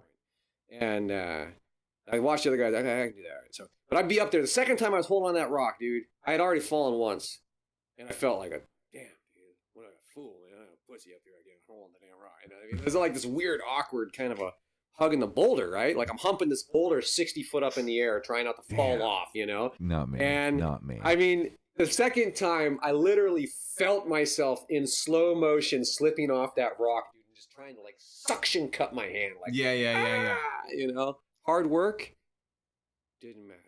Right. You know what I mean? Like it didn't, like your amount of effort. Oh, yeah. Amount didn't of power. matter. Oh, Yeah. You know? no, I know. But- I know that one too. For Yeah. sure. Being willing to push to that point. Yeah. You know what I mean? You know what they need up there is like a fucking like a McDonald's, plenty of parking. Like if you had some like reasons for people to climb, like even more reasons, like a Starbucks up there. Mm-hmm. I want like a fucking like one of those like whatever the cool clothing stores are the kids are into now. Man, I don't want none of that shit. Well, you'd be up there. I don't want to be out there. You're like, no shit. They got somebody Pizza with Hut? a fucking drone, like drone commercial, right? Guy grabs the pizza. You know? He eats his way. He eats his way up For the mountain. fuck's sake, isn't that what like fucking Mount Everest is like now? Like we've been tripping on the kayaker takeover in our town. We got like a house, like one He's over house there, from yeah. ours. Bro, these guys have like, I'm not shitting you, man. They got like 40 kayaks in the yard and there's like 13 cars. It's a 1-bedroom house, man. Dude, and they've been there for months. The whole town's like that. And what I wonder is, I'm like, good for them, whatever. And I have to like tell them not to park in my house, in front of my house and shit. And like, they're kind of weird. Good for them. Right on. But what I think about is that what it's like up there now? Dudes get in the fucking river now and it's like, there's a fucking Starbucks just right on the shore and shit. Cause it's like a traffic jam. There's like a traffic lights on the White Salmon River. Kayakers are like, it's like a fucking commute. No thanks. Okay, I'm done. Yeah. I don't do stuff like I was just telling this lady the other day. I was like, there's things I used to do that I liked that I just don't do anymore. One of them's like go to Lost Lake. I don't want to go there anymore. When I go there, there's too many people there, so I don't go anymore. I used to go. It used to be fun. Now it's the best over. place to dump off dead hookers. What's wrong with that? It's okay. I'm okay with it. I'm hoping they have a VR where I can like experience it in the 70s with VR. And I'll splash water in my face. I'll enjoy it. I don't really want to go there with all those people. And I can't make them leave. And I don't want there to be a law that makes people not be able to do whatever they want. And so like if they're just douchier than anybody else, they're going to win. It's like it's what I call the fart in the car conundrum. No matter how many people are in the car, only one person has to fart to ruin it. Mm-hmm. So like, just how it goes. Welcome to humanity. It's kind of messy. Yeah, but I don't mean that they couldn't make the lake big enough for more people to go to, but they're not going to do that because that's against the environment. So there's really just two competing forces that always keep it fucked. You know what I mean? Like there are other lakes. What do you think? There are lakes that other not people that don't many get though. to. Really, that many lakes. Dude, have you ever looked at a Google map? Like, look at the map. No, I'm saying like if I get off work and it's hot and I want to go jump in a lake, there's only like, if you go to Black Lake, there's like some Black Lake. I know I know all the lakes. I'm saying like literally they're all full. If you know what I mean. There's like, always a lake that's not. So like. I'm not saying like I said. I realize there's like a one across from Bonneville Dam, like a kind of a slough, and there are some things. No. I'm talking to be the first person to find the next lost lake, dude. When I go backpacking, I'll go 40, 60 miles out and find a lake. Sure. Like and you don't have to go 40, 60 miles. Nope. If you look at a map, you can see. There are a lot of lakes usually within 3 miles of usually a Forest Service road. It's 3 miles through the woods. It's not that far. No, I'll tell you this. I told him this. The spot my wife and me go, we usually have it to ourselves. This last year we went, we had an entire lake to our fucking selves. I seek those places out. Yeah, there's a whole bunch of them, like you said. This is just the one we go to. Mm-hmm. Like if you want to fucking go check, we've seen the other ones, and some like younger people like this one, and you know what I mean. Families get to that one or whatever. I'm not saying I'm Earth not spoiled. is big. It's pretty big. It's Lake. You go to Lawrence Lake, there wasn't anybody there. A couple people you knew, and you jumped in. Now you go there. But I want to say because it's roughly 40 cars. Yeah. I'm not talking about That's I've not gonna hiked change. from Timberline to Cascade Locks 25 times. Like there's all kinds of beautiful stuff along the way, and there's lakes and all kinds of stuff. And I know what you mean. That section of the PCT that's up by Trout Lake is incredible. There's hundreds of lakes all over the fucking place in Washington. Those are like that's Incredible. that's a They're goddamn mosquito farm. Oh, dude. Trust me. Those guys will eat but your when you backpack, fucking you just eyes get out used while to you're it. alive. Oh, trust me, dude. I got a helmet. I wear one of those fucking masks, dude, and they're just like, Yes, they're right fucking there. Yeah, fuck that shit. Actually, that sounds like what it really need to do in life is. But check it out. Talking about like backpack. plugged up traffic jams on rivers and traffic jams getting to the top of the highest peak in the world. What's it going to look like in 10 years, 20 years? I mean, really, Lost Lake, because its popularity is because of its accessibility. It's not going to get less popular. Multnomah Falls isn't going to get less crowded. It creeps me out because I wonder, like, in 10 years, is it going to look like, remember Hard Boiled, those comics back in the day? It's like this crazy art of the future. It was like freeways with, 30 lanes of just wild Mad Max style fucking cars. You know what I mean? Just like society in the future, which I believe is yesterday. So it didn't work out for them. Ask the guy who's been to India.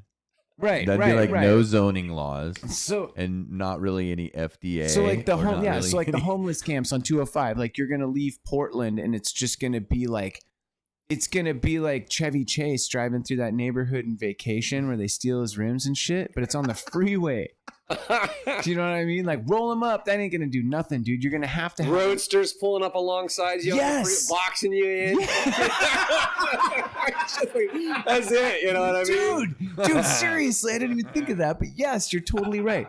And then We need a hearse. Then if you actually survive the gauntlet and you make it past the Sandy River, now you got just a full-on just bumper-to-bumper traffic jam of Subarus with fucking kayaks and bikes on the back and shit. And fishing rods to get And to if the you dam do- to go yeah. sturgeon. There's like hundreds. No, yeah, I've lived yeah. in Portland and worked in the Dalles. Okay, as weird as that is. And like when you go at like 5 a.m, there is hundreds of people with fucking sturgeon poles in their rigs. Like, so there's that piece. Like it's just it's that when people pick the thing they like to do.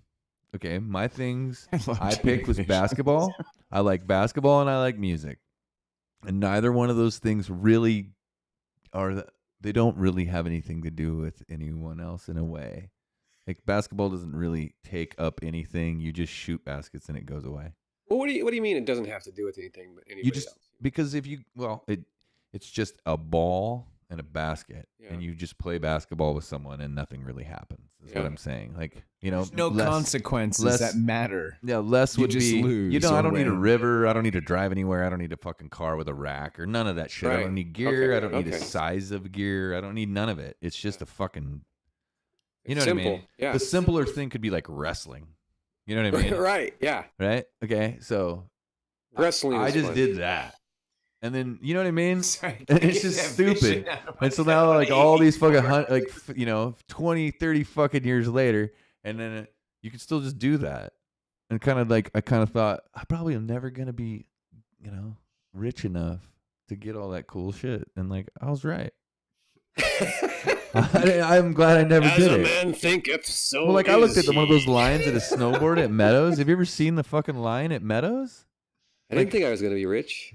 Remember last whenever when the former president's supporters like surrounded a bus from his political opponent in Texas or whatever. Were they That's what- swarming the bus? Yeah, I remember. That's what I pictured. Like when you were, I'm sorry, I can't get in my head. Like I'm in '84. You get to the homeless section, like the graffiti gets thicker. Oh shit! Bongs down. It was bound to happen. No, dude, check it out. Here. Yeah, we're good. This happens all the time. We are professionals. No, check it out. Call the janitor. Um, I am the janitor. So like, is you go under the 205 overpass, Right. and you're coming onto 84. The graffiti starts to get thicker, bro. Right now, Yeah. just picture it. Right now, really cast away. Put yourself there. I am. You're coming around the corner. You're driving your Bentley. You come up around the bend and like the graffiti is starting to get thick. Something's not right. You can start to smell campfire smoke and shit. And you first you go through the innocent people. And they're like, "Hey man," waving and shit, and you're like, "Everything's cool." And then like the sky gets darker. You start to approach 182nd or 122nd. And the more graffiti gets a little nastier. Like you notice it starts to get a little like political. It's better done. You start seeing like American. You start seeing American. It's not so flags amateur and shit. anymore. You see some of that quality shit. Especially that quality 3D shit, Fucking right? amateurs, yeah. Right. All right. Okay.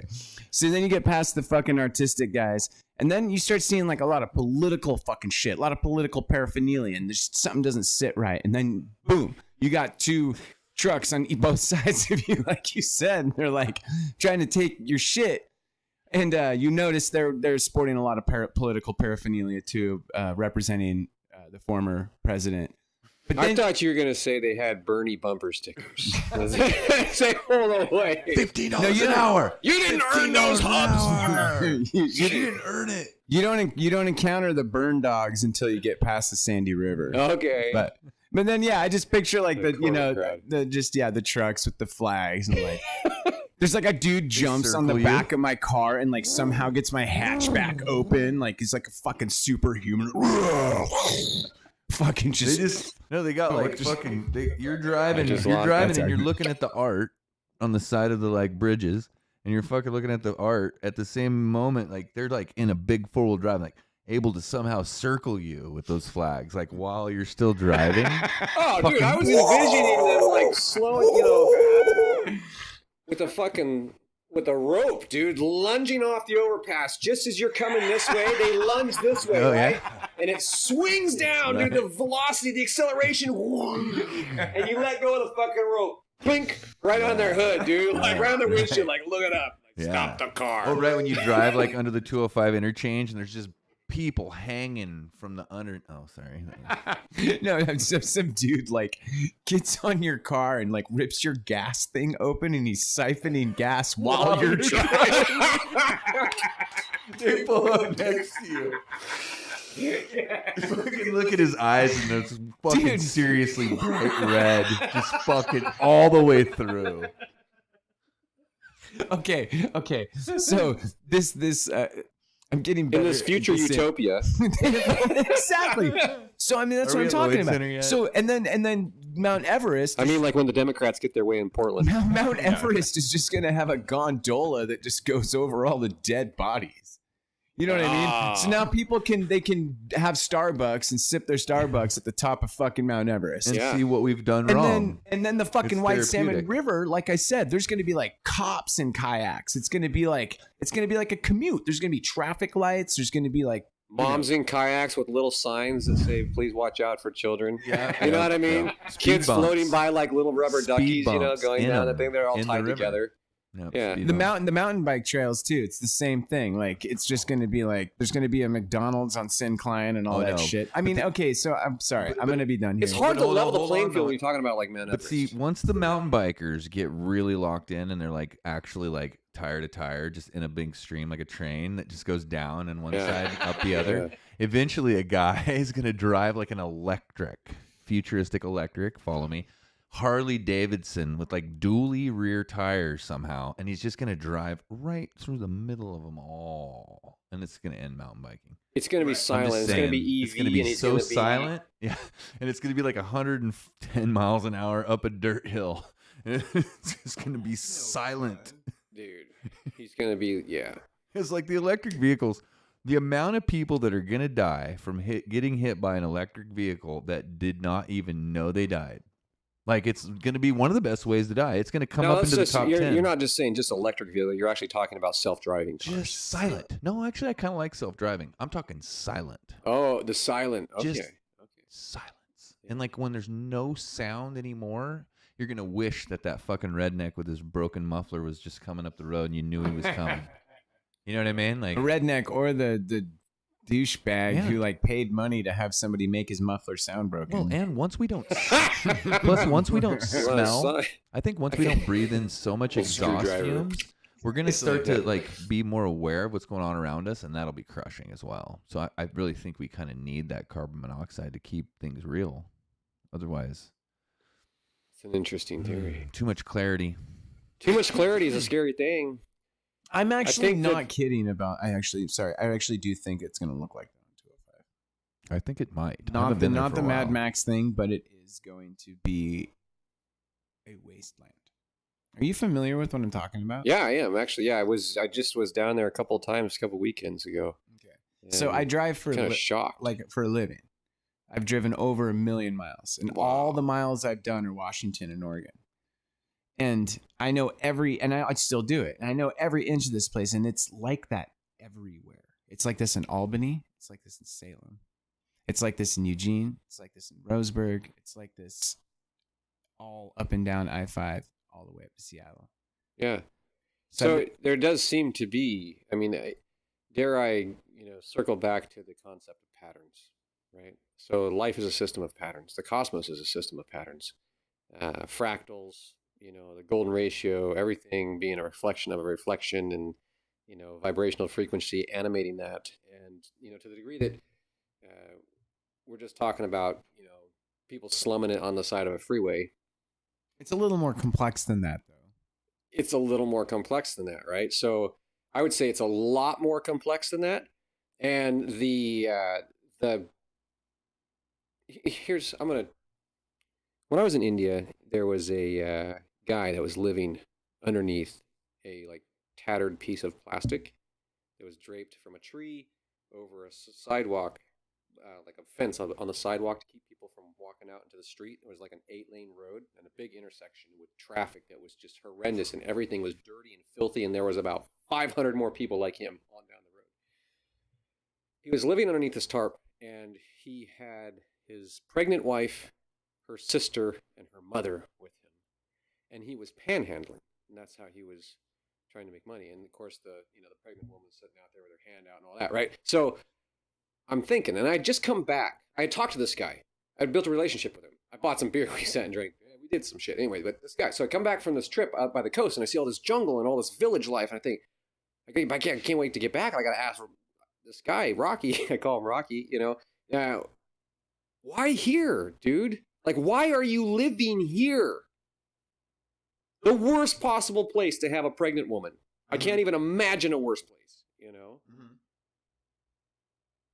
Like, do you need a bus ticket? I'll pay for you to go out, like, go pick fruit and catch fish. You know what I mean? Like, you could have a pretty nice hut not that far down the road. You know what I mean? Like, you want a bus ticket. Yeah.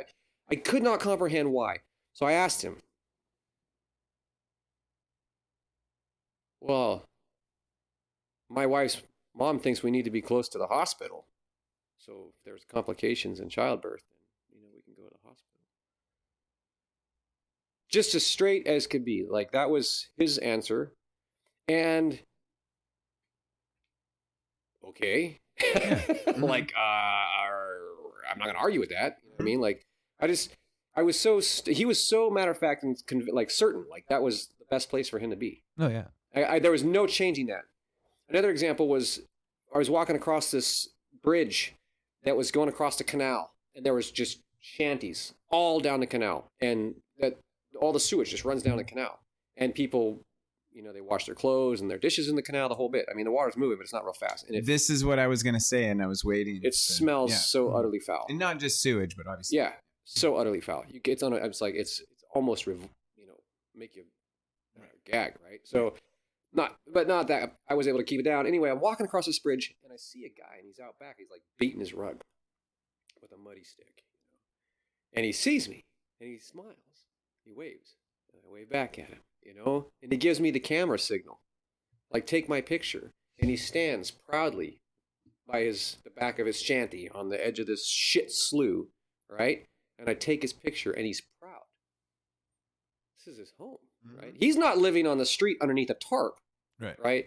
He's living in a shanty shack on a shit slough, but he's proud of that. You just call it Shit Creek. Yeah, he was up Shit Creek, and he had no plans of going anywhere. Like, he liked it. Yeah. So what's your and really great points you're making there, and what you're really highlighting there is the human element of it, not the societal effect, and that's why the sewage part, like, right? Because that's I mean. And that's like people shitting on the streets in San Francisco. Yeah, exactly. Right? Like, okay, so I used to think that how could it be in a modern American city where there's every conceivable social program, from charitable outreach to government outreach programs to, I mean, just people being kind and, panhandling. Yeah. I mean, like, there's goodwill. Constant. Mm-hmm. Right? So if anybody had an inclination to think, you know what, I'm kind of tired of sleeping on the street on this cardboard box, I think I'm going to do something, they could very reasonably find somebody or a program that's going to help support them up out of that situation. Mostly everyone can. Yeah. So why is it, so is it addiction? Is it mental health? Is it, like drugs and all that kind of stuff? Well, maybe that was kind of what I used to think, like, oh, well, maybe that's, that's a reasonable explanation. But after being in India and seeing what I saw there, I mean, okay, so America, what do we got? What's our population? 340 million, something like that? Sure. Okay, so, India is like 1.4 4 billion people. Sure. It's So that's 5 times. no, 4 but it's more than 3 times. Yeah, you 4 know? times. Yeah. It's significantly larger. There's that many more people, and then China, right next door, 1.2 billion. You know what I mean? So like in this small region of the globe, we have, and then you got Africa too. But I mean, as far as human population is concerned, talk about the bell curve. If you were to just try to say this is the spectrum of humanity, and take a dart and throw it at it, you know what I mean? Like, where are you going to land? Like in the middle of humanity, what's the average human capacity?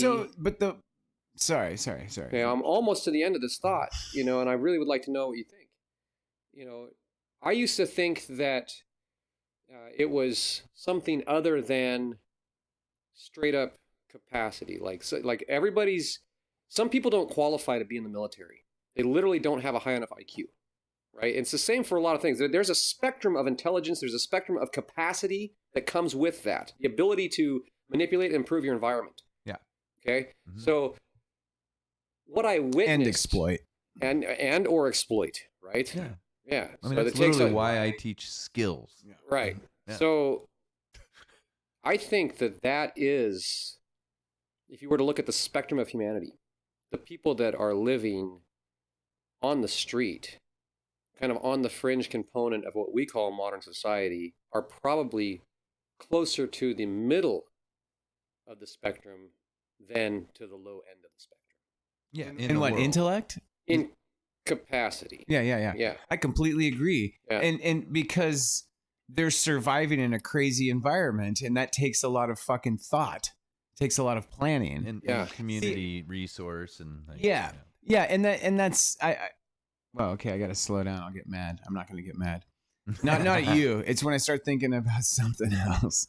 But the function of it is what I see as the problem, not the humanity or the person themselves. The function of having, like you said, the shit slew was a perfect example of where that leads. Like in the case of, like, hypothetically 205, there's a camp, and this particular camp, because it's isolated, it's a grain of sand on the beach of madness that goes on out in that world. So let's just say in this world, there's a lot of drug users, a lot of needles, there's a lot of waste that's not being disposed of properly, and then it's left just unchecked and becomes that shanty town where there's a river of pharmaceutical and waste and shit and toxic shit, because like maybe so and so like works on cars and he dumps oil out because he's got nowhere to dump it, and like it becomes a problem that's everyone's problem now.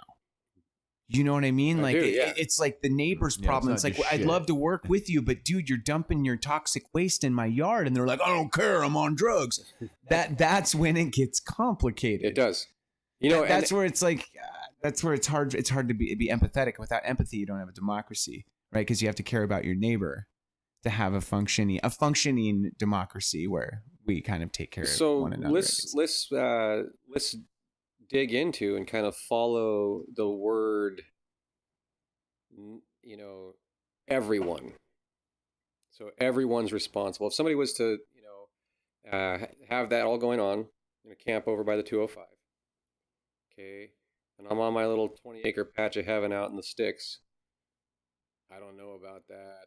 That's not poisoning my water supply. That's not, you know what I mean? Like I have separate enough. I have no reason to know.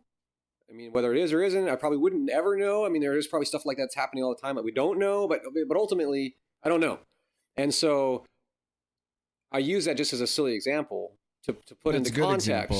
I know exactly what you're saying. Yeah, to put into context the idea that now it's everybody's problem or everyone's problem, that everyone is actually tethered to a geographic location at one level. There are many levels, but so you're saying only the immediate neighborhood would really give a fuck. And if the immediate neighborhood doesn't give a fuck, maybe they're just the perfect neighborhood.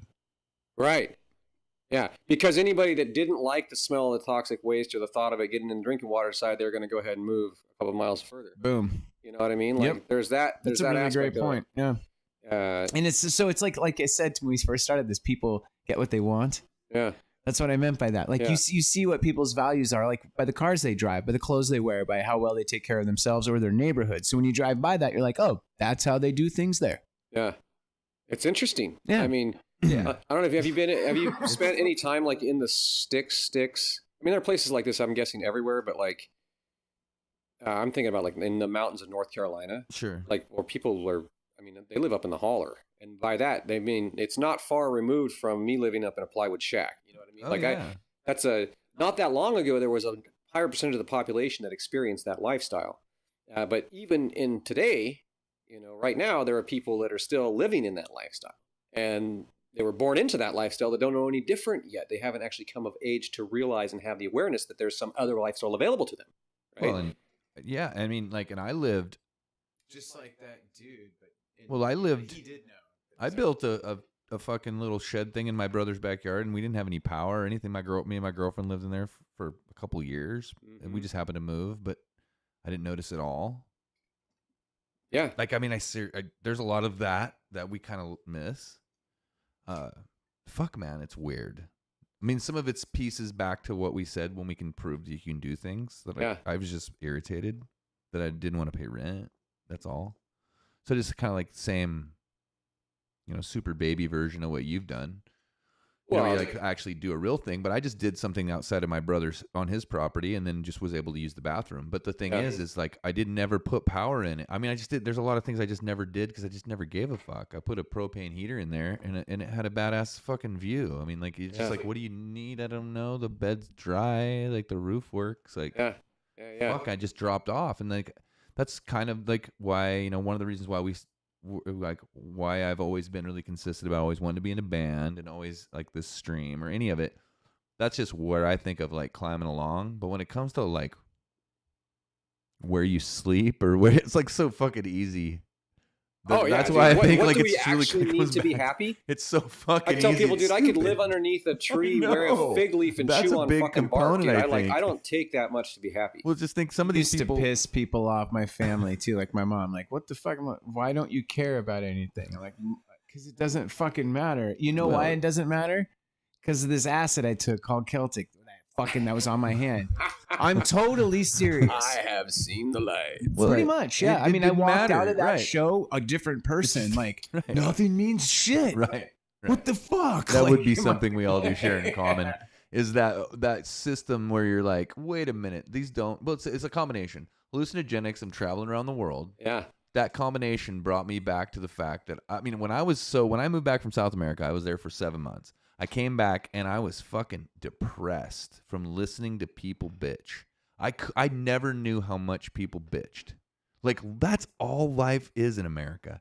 It's a fucking never, and I'm sure that's all we did all day.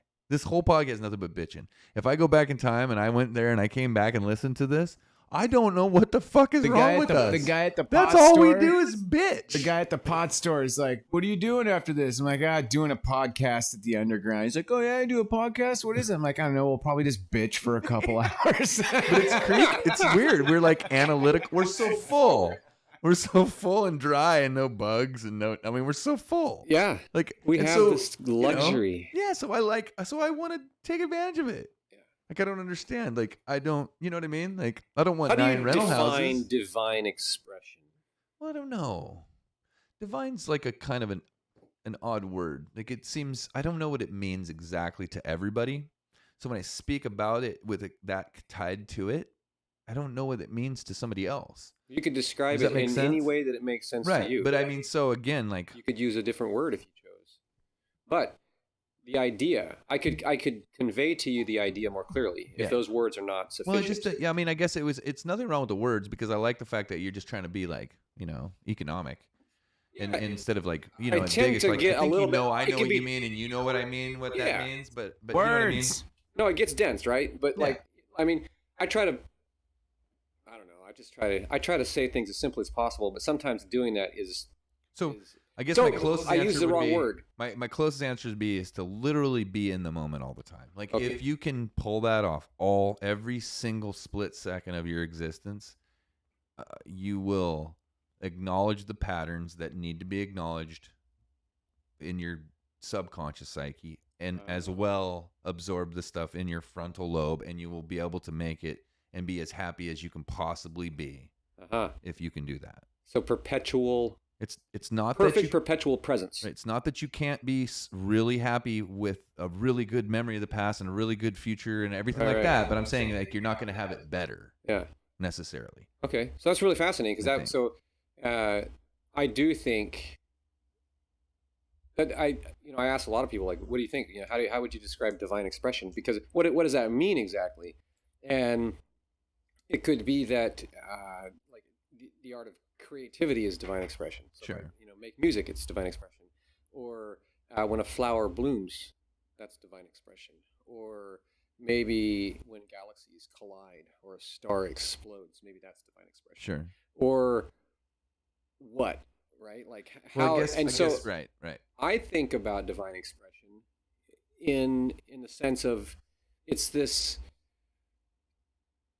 curious exploration of infinite potential. So I believe there is a fundamental awareness that permeates the cosmos, the everything that is, the sum of all things, the eternal enigma, the great mystery of life, good old divinity. Some like to say God, you can be whatever. It's just the grand sum, the essence and sum of everything that actually is. Okay, so with that, divine is just an adjective, right? So it's the finer, magnificent expression. Like there's something super awesome, like to stand in awe of nature, right? If you've been in it, I remember walking out into nature and standing someplace and looking up and seeing the light sparkle across the water, and maybe see a bird, see a mountain, see just a scene that was so gripping, right? Like I might be the first human being that's ever stood right here and taken in this view, but there was such a connectedness in that. Like I could feel the magnetic earth, running through my head, kind of like just in the moment, right? And to me, I would say that moment borderlines divine. Yeah, sure. You know what I'm saying? Like that. Well, that's what I think of when I think of divine. Some people think of divine, they think about a deity, like divine, like God's will be done kind of a thing. Mm-hmm. Divine expression is God's will and creation, like that. I think that there are, it's so quick and easy to get lost in labels and people misunderstanding what the words are or what they're trying to say. But that's why I always like to ask about. Well, I think it's interesting, and I think about it a lot because I think that it's weird because when I feel myself going down a pathway where I'm completely like excited about something or like it's overwhelming, right? Then I'm not mindful of anyone else's interest in it or whether, whatever the other is. Right.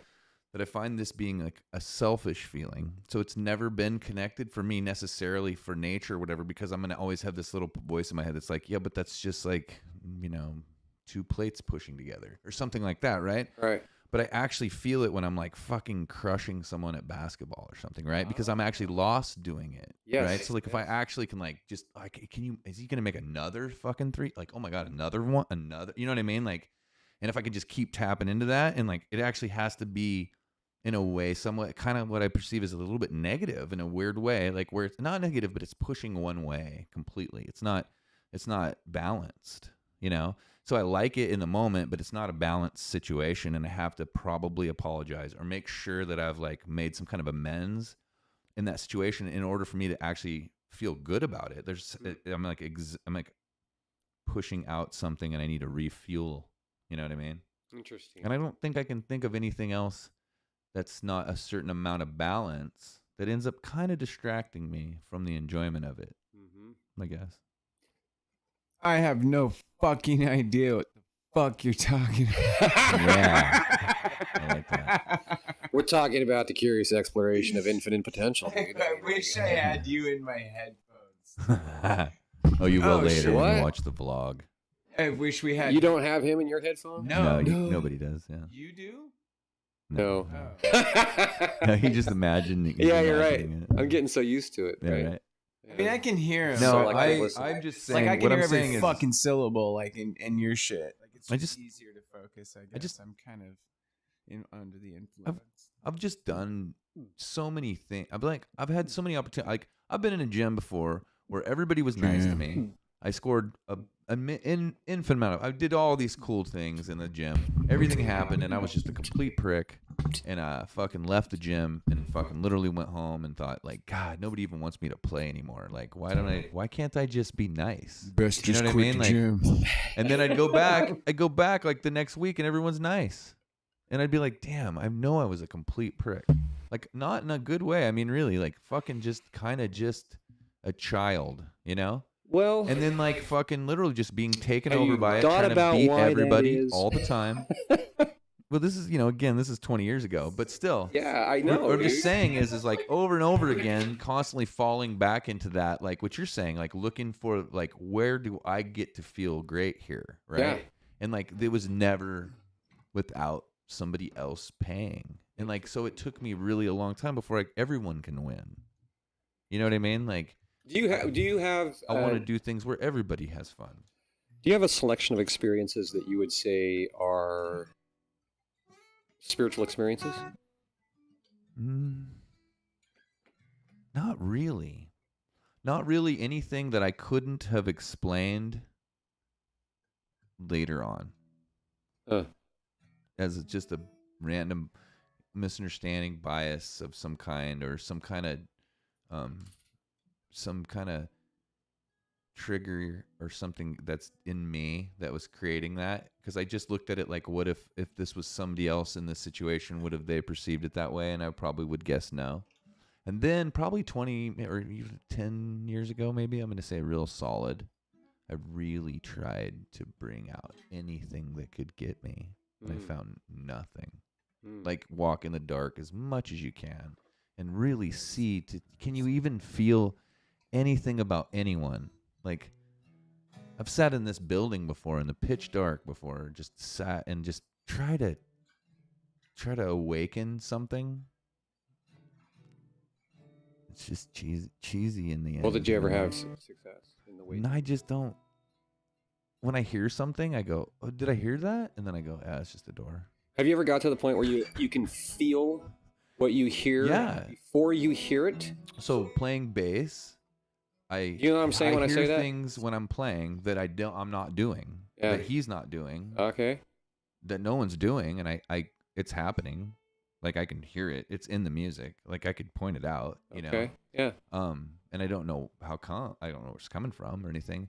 But I'm not necessarily, I don't think that's weird. I just think my ability to see or hear whatever things are around me is relatively limited. So I'm okay with not knowing everything that's happening around me. I'm pretty sure I never really will. No, So I'm but okay you can. with that, you know? Like, so I guess I quit looking for a lot of that stuff because I just didn't seem to find it to be interesting, you know, I guess. Interesting. You know what I mean? Like, I'm not against it. I like to hear what other people think about stuff, but I'm not really. I'm gonna come at. I'm gonna present the question in a different direction because I think that when I asked, do you have anything that you would fall into, kind of loosely into the category of spiritual experience, the way that that set sank was spiritual experience, like as in. Like miracle witnessing. Or Yeah, something. exactly. Right. Like something like metaphysical, magical, something out of this ordinary. So no, I believe that I believe that I can enter and live mostly in some type of flow. Yeah. All the time. Yeah, it is certainly possible. I walk and roll funk. Okay. People kind of fuck with me a little bit once in a while, but for the most part, I'm pretty much all the time doing what I want to do. It's because you're an incredible cosmic beast and you have a powerful soul, right? Like, that's the truth. I just roll hard. Okay, so I wonder, I don't know, like I just, here's the thing.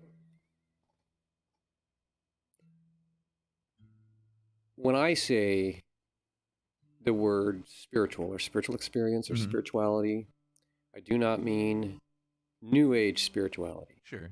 I do not mean Christian spirituality. I don't mean religious spirituality. I don't mean spirituality in the sense of anything that has to do with God or dogma or anything external. Sure. Nothing mental or cognitive. Oh, okay, interesting. Even, okay? So we're going to retreat now down through some senses Sure. and say, I'm not just my body, right? We all know that. Like we Sure. could chop off my foot, I'm still me, Sure. right? I mean, lost part of that, but not all of me. And I'm not just my mind, right? Because my mind is something I can witness and observe. Right. My thoughts change over time. My mind changes over. I can change my own damn mind anytime I want to change my mind. You know what I mean? Like, or sometimes I can't because I'm wrestling with my mind. But what is this essence of me that's wrestling? What is this essence of me that's witnessing? What is the essence of me that's aware of my own existence? That is inner awareness. And to the extent that I could loosely attach a label, I would say that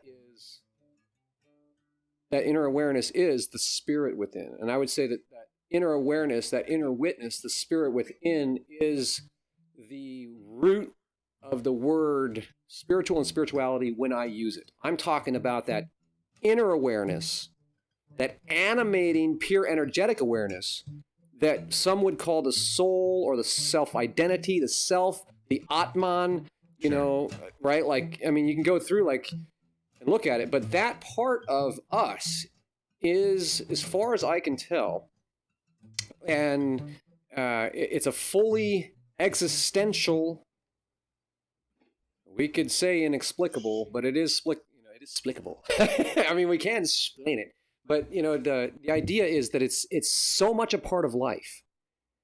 I would go so far as to say, and this is something I do not say this lightly. I say this with very carefully chosen and weighted words. Lots of deep contemplation, decades. You know, life is all about the spiritual priority. Okay? The most exciting idea that I can think of is self-directed evolution, which is really soul-directed evolution. I can, through the very channeling of my inner awareness and intention, material manifest, right? I can take an idea, inspiration, intuition. I can take information, I can crunch it together, calculate it. I can enhance my chances of achieving success by biologically hacking my body, fine-tuning my brain state, Sure. etc. And I can do that operating as a spiritual being. There is spiritual growth that comes with this. What is spiritual growth? It's an elevation of awareness, right? The elevation of awareness is like light piercing through thick fog. You know, ultimately, cutting through a cloud would be a better way of looking at it. And, you know, the cloud of the mind, what we think is it's projecting a fictitious reality. It's an illusion, right? Sure. We're looking at reflections of reflections. We're talking about labels of reflections. There's so many layers of distortion by the time that we actually get to understanding something. It doesn't actually have anything to do with the way that we compute and actually experience our humanity I at the heart level. agree. You know what I'm saying? Like 40 million neurons in the heart. We have neurons in the gut. We have 3 intelligences, mind, body, and soul. Oh, no, I would definitely agree with you 100% that there are multiple senses, or one maybe that's some diverse type of thing, and other types of communication, and maybe even like we're to some degree like a surrogate for many things. I'm not even sure how deep that may go. But here's the important part. I go back to kind of why I kind of come from where I come from in my mind, is that the part that I use to think with's my brain and my eyes and, you know, whatever that is, right? That's what I'm coming up with. My relatively shallow point of view is because that's kind of what I'm using to accumulate that knowledge. And so I see that as like a gate, you know, to some degree for the communication with the other parts. Not necessarily. So it's like by acknowledging it's there, it's like a Chinese uncle that's like makes me dinner every night. I just don't really need to be able to say thank you any better than just like smiling and nodding, and it's good. Right. It's good because like he makes me dinner and I'm always respectful. And like if I don't ever really figure out how to talk to him, I don't know that like that's actually what is going to change whether he makes me dinner or not. Like I don't know that communicating or being able to read that aspect of my life changes the actual living. You know what I mean? Yeah. If that makes sense. Like, you know what I'm saying? Like, so what I'm saying is like It's kind of like this. I- I'm sitting here one day. I have a I'm sitting here one day and I'm like, I want to go on vacation. So I'm like, let me go to the beach. Right? I'm going to go to the beach. And I was like, I'm going to get this hotel room. And it looks like that. I know what that looks like. I've been in there before. Right? And I can go there. And there's a bed right there. And there's a hot tub. Man, hot tub. Well, I know the water's warm. I'm going to walk on the beach. I feel sand. I know what it feels like. Right? And I kind of just went on vacation. And so like, I kind of don't want to go anymore. You know what I mean? Mhm. And so that's kind of what I mean. Like, it's like I make a whole trip back and forth to like understand like there's some crazy shit out there. Mm. But then because I kind of don't think I can figure out what it is, because I'm limited on what kind of tools I'm using. I just got a brain that doesn't really seem like a great tool for that. I'll You know tell what you I mean? something. Like- I have a perspective that may sound. I mean, I could be totally crazy, right? But I'm going to share it anyway. Perhaps you've experienced this. You know, you're standing in a room, or you're in a line at a store, you're in a crowd of people, something like that, and all of a sudden, you get the sense that it's the classic, the sense of somebody's looking at you. But have you ever felt it where, like, all of a sudden, wow, like some bad dude just came in? You know what I mean? Like, you can just Sure. feel the presence of somebody that is a significantly negative individual. They could just be, I don't know. You can feel it. No, I do know that, but I also see the difference between that feeling Yeah. and the behavior. And Okay, so I all right, don't let me- see the I'm not behavior done yet. yet. So that darkness is in every room. Right. It's in every person. And But not to the behavior same doesn't- extent. But the behavior doesn't happen. Right. If or when it doesn't, then I don't actually want really to actually click into that new mode Okay. until I get the behavior. Otherwise, like, you know what I mean? It could be a little overwhelming maybe. The point, it absolutely can be. And the point is this, that whether we are cognitive of it or not, right? So or whether we turn it beneath to the threshold cognitive, right? beneath the threshold of thought. Mhm. Like, it's not in our prefrontal, we're not thinking this no. here, right? It's like No, you feel it first. brainstem Sure. interpretation of things that are being perceived. Right. Are we famous yet? You know what's being perceived is subtle disturbance in the electromagnetic field that's rippling throughout the room, and that's happening at a level of neurons not in the brain, and so by the time that signal gets up there and gets turned into, by the time you have goosebumps up the back of your neck, no, that's cool. You had said something about not interacting that way, and the way that I see it, and this is what I think, maybe you don't see it this way, or maybe you think I'm No, I crazy. think Is that I think you're right. I think that it's I happening don't disagree with anything you're saying. before we think about it and without us thinking about it. So it is actually influencing at the subconscious level every interaction that we've ever had. So Long before we had a cognitive, a grasp on it. right. Mind. So I guess to me, what I want to say, or what I want to where I want to interject my energy, because again, I have another theory that's kind of competing as well with this, which is that you kind of only get to do one thing at a time. So that's just kind of like the way it is. So you can kind of think you're multitasking, but you're really just going from the one thing to the other thing. And so when your mind is thinking about one thing at one time, you're missing something else. And so I kind of want to interject myself into the actual, like kind of what I think of as a little bit of a higher ground, which is what are we going to do about this? Not really, because I just wanted to move on. That's all. And so when I feel like I felt that, then I was like, now what? And then, okay, so we're going to feel this. Okay. But now what? And then it's just led me to the now what's that? So that's just where I'm at now. Right. But like, I really don't know where that's going, but I don't feel impacting if I don't come in like in a therapeutic setting, which is to allow other people's reality to be part of the real reality. That's how I'm not trying to judge the necessary potential for the bad behavior as opposed to the actual behavior where now we have to do a different thing. Right. So without that, before that, it's a really tight balance. I mean, the greatest people in the world are almost murderers. You know what I mean? Like they're not quite murderers. Yeah. You see what I mean? Like and we don't know who those people are because they didn't murder anyone. And so it's like, I don't know what that means and where that hides in us all. But I just want to make sure that I don't spend any time in any part of life, especially the serious part, not being useful.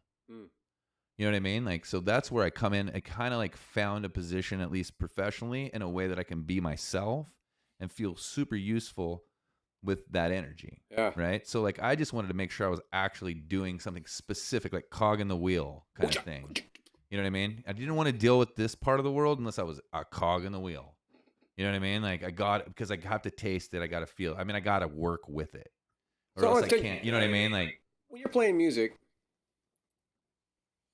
and you would say that you're only doing one thing at a time. yeah, like right? yeah, Weirdly, it is weirdly, just it's crazy, but yeah. It's Something's happening that I'm not even doing it, right? Like if I'm thinking about going from a C up to a D and this hand's still going fucking, what the fuck is this doing? Yeah. Then I look down here, I'm like, man, I'm going to do like double time on this. And I'm like, wait a minute, I just moved my other hand. So much happens without even thinking, right? Yeah. Yeah. Elevating awareness, I think, is a secret to getting tuned up. There's more than one secret to getting tuned up, though. Do you remember when you sing and play? Yeah. Yeah. When did you start singing and playing? Do you remember when that changed? Like when you decide like you can play guitar for a while and then you're like, I gotta fucking sing. I can't. Then like just munch, the fingers stop working. I don't remember. Weird.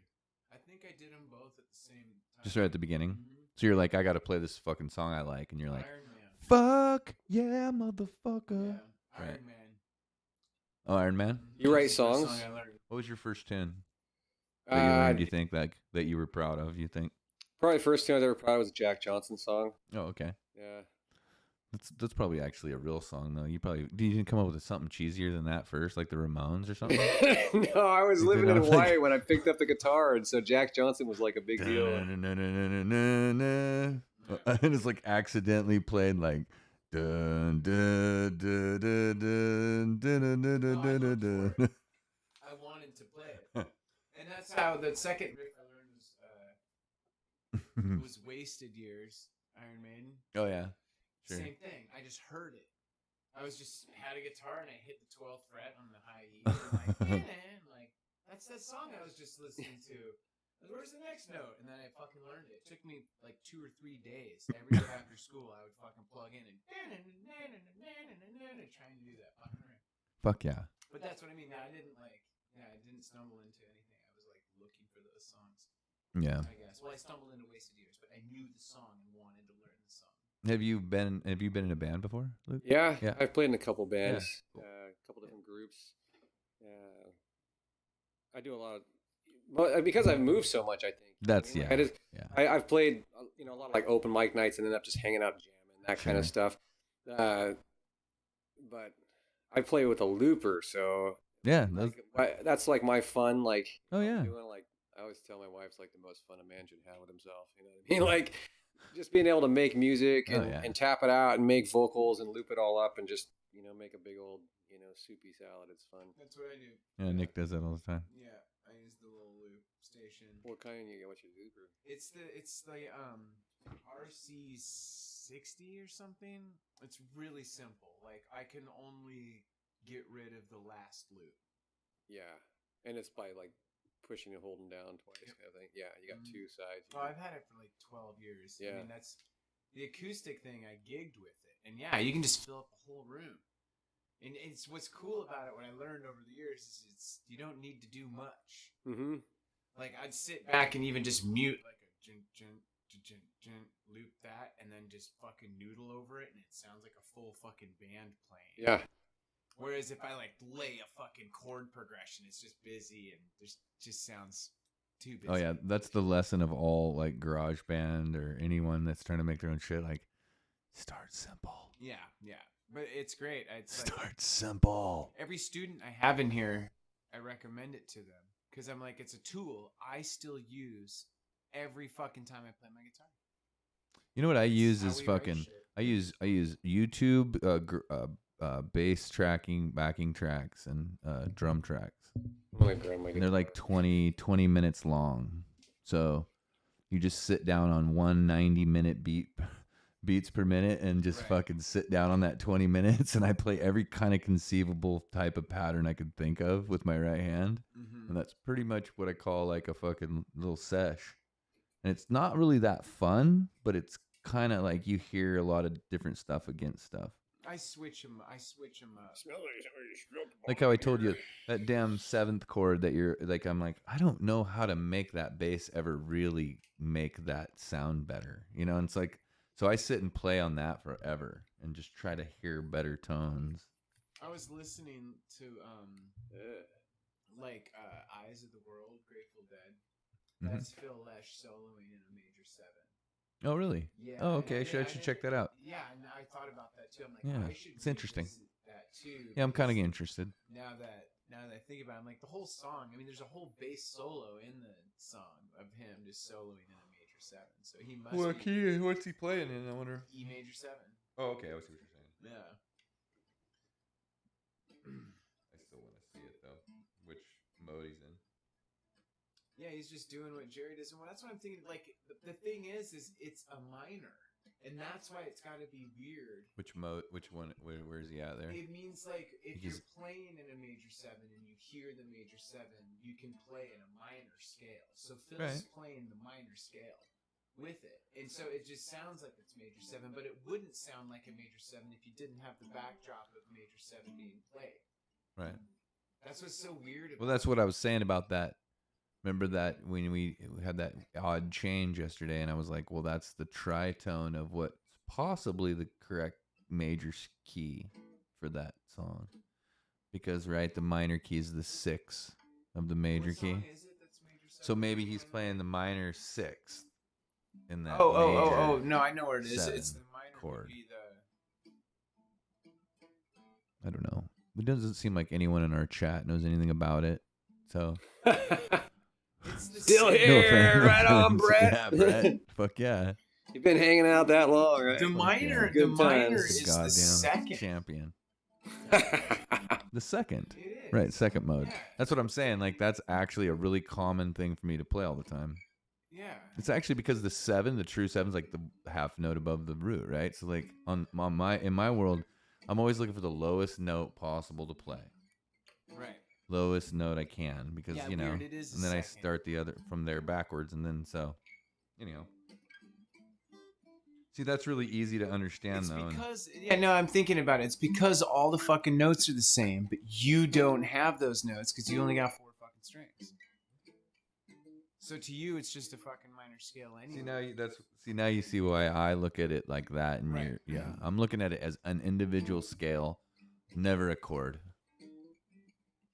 Well, it's just weird. It's just weird to approach major. So like everything to me is like either major, minor, funky diminished thing or something or other, and that's why I was saying that odd thing you just built of those little 4-note jammers, and a whole note, like that's kind of cool. Oh, that weird chromatic. Yeah, I'll never forget that.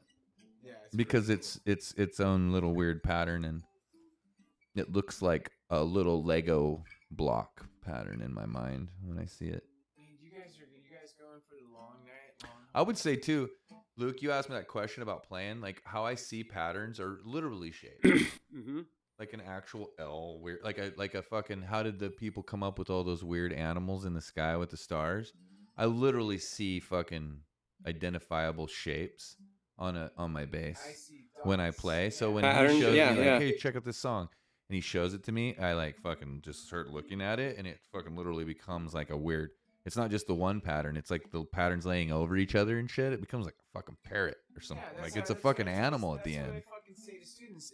That's I'm like, if you're soloing, if you're wanting to do a solo, like trying to teach some of those kids are trying to figure it out. I'm like, you have to be able to look down and just see that. Well, and then like, visualize also where the notes are. Have some kind of. As a bass player, you got to know where every fucking note is. You got to see them. You got to know them all. And a lot of guitar players don't actually know the whole fretboard note by note.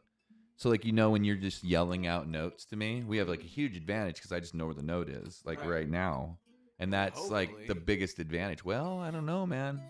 That's one of the things I've always liked about playing with you is you have these interesting, like, assumptions that I believe most people really don't actually have that knowledge. That's why I like it. You're like, well, I hope motherfuckers know that shit. I'm like, well, I mean, there's only...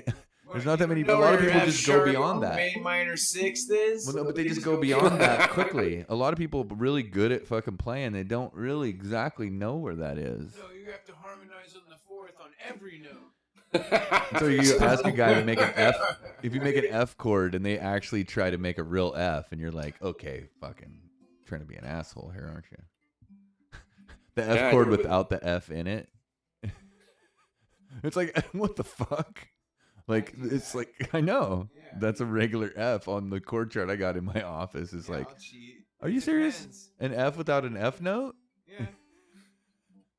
You guys are a whole nother level, man. Nah, we're just really a couple of music instructors over here. We write music together and learn stuff from each other, and then teach, and that'll kill you. When you got to teach something, you really got. If you're gonna take someone's money, you kind of got to be able to figure out what the fuck's going on. I taught a guy mandolin, and I'm not much of a mandolin player, but I taught a kid mandolin, and I just learned ahead of him what he wanted to learn. Right. One day, after about fucking 9 months, he says, "Hey Roman, can we learn the old USSR fucking national anthem on the mandolin?" And I go, "Well, is it in mandolin anywhere?" And he's like, "No, it's just an orchestra, you know. But do you think you could figure it out for me?" And like fucking strangely, it wasn't really that big of a deal. Then he played it because it was just like really demanding fucking anthem. It was like real majory and it's just boring kind of actually. And he played that fucker, and then he was just bored with me and moved on to somebody else, you know? Right. That's what I had to do with that ukulele students I had. I had to learn it ahead of them. Yeah. It was like fucking push me to the limit, though. When did you start playing music? Like when he was his age? A little bit out of high school, and went to my first time I saw it, I went to my buddy's house, and his dad had a fucking amp and a guitar in the garage. And honestly, I'd already been around musical instruments my whole life, but that was the first person that ever said, "Grab that fucker and just do whatever you want, dude." And just left me in there. Then he became a singer. He just left me in there. Yeah, right. No, he just left me in there to play an untuned guitar and an amp with distortion. I had no clue what the fuck was going on at all in any way, shape, or form, and just fucking thought it was all about the culture. It was immediately that the fact that they would just listen to the nonsense and like everybody just suffered through it. And it wasn't like, somebody tried to teach me. And so then that really helped me because at that age, I wasn't going to really learn anything from anyone. I just didn't give a fuck. I was just running hard. I just didn't fucking care. Just negative and shitty, Yep. And so then a buddy of mine was like, "Hey, I'm going to this band practice thing if you want to go." He actually heard me singing some tunes. He's like, "You can sing. You show up, man. Be our singer." So then I went to this dude's house and I sang with a band for a minute, and it was like fucking amazing. Sat down and like talked about making songs and all this shit, and I just fucking forgot where I was. Forgot I was like in Mosier at this trailer. I thought I was in like Hollywood or something, Like fucking, this is just the shit. Yeah. Just talking about like where the Tom Petty changes are. I mean, it was nothing, And just fucking addicted to it, really. Just the show. And so one of the guys in that band kind of gave me a bass and like showed me his songs and taught me, the basics, where to put my finger on the frets, and and he was just a good guitar player, cool guy, Mike Nunley. We used to hang out at his house all the time. And while I was traveling, I bought a bass when I was traveling on the cruise ships, and I hauled that fucker around with me from ship to ship like a piece of luggage in my fucking hard case. Like I was a professional musician, and I worked construction, and I played it every night, and I fucking... Sometimes I'd find a way to hook it into like the TV audio, and so I could play with like an amp, but usually I just brought it dry. I literally played my bass dry on the road, like just fuck it. Just to feel it. Just to fucking be a musician on the road, And it wasn't even like... And sometimes I go, after I got a little bit better, I'd go to like a cruise ship, and there'd be instruments like behind the fucking... in the stage somewhere, like hidden. And I'd find people that played. And I'd be like, "Hey, let's get together and fucking jam tonight." So we'd get like a few guys, like dudes from other countries, and like it was super fun. And we just go find a hodgepodge setup somewhere and fucking make a bunch of noise. And that's so much fun. Dude, I mean, just being able to... Wish I had more balls back then. I was just kind of a little more chicken than I should have been. Should have been like, "Fuck cares, man." Just like, you know what I mean? Like, yeah. I was pretty ballsy, so I can't hold it against myself as far as like walking up to random strangers and asking them for shit. But now, it's like you always look back and go, "Damn, though, dude. Like, if I'd have known what was on the end of just asking questions," because like that's a different thing I've learned. is to just ask people anything you want. There's really no harm in it. And like, it's just so much, you get so much more out of life when you approach things like not in that fearful way, really worrying about what you might hear or what they might think or what, just not worry about it so much. Asking the right questions is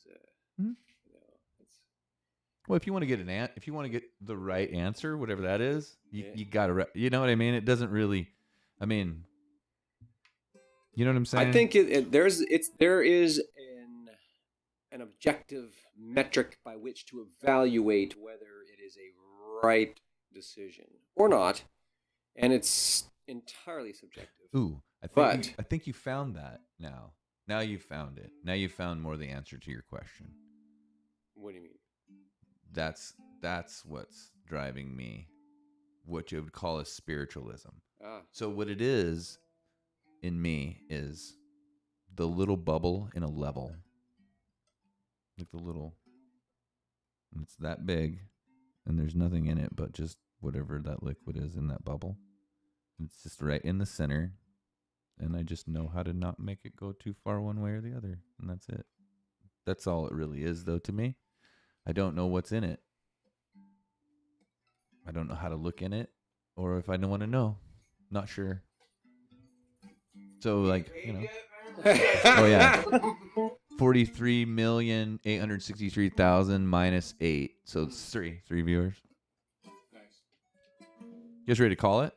That was a good one. 2 hours, 20 minutes. Dang, it's not quite Joe Rogan, but. Oh, right. No, I'm kidding. Dude, who's gonna watch us for fucking 2 hours? I don't know. We'll find out, won't we?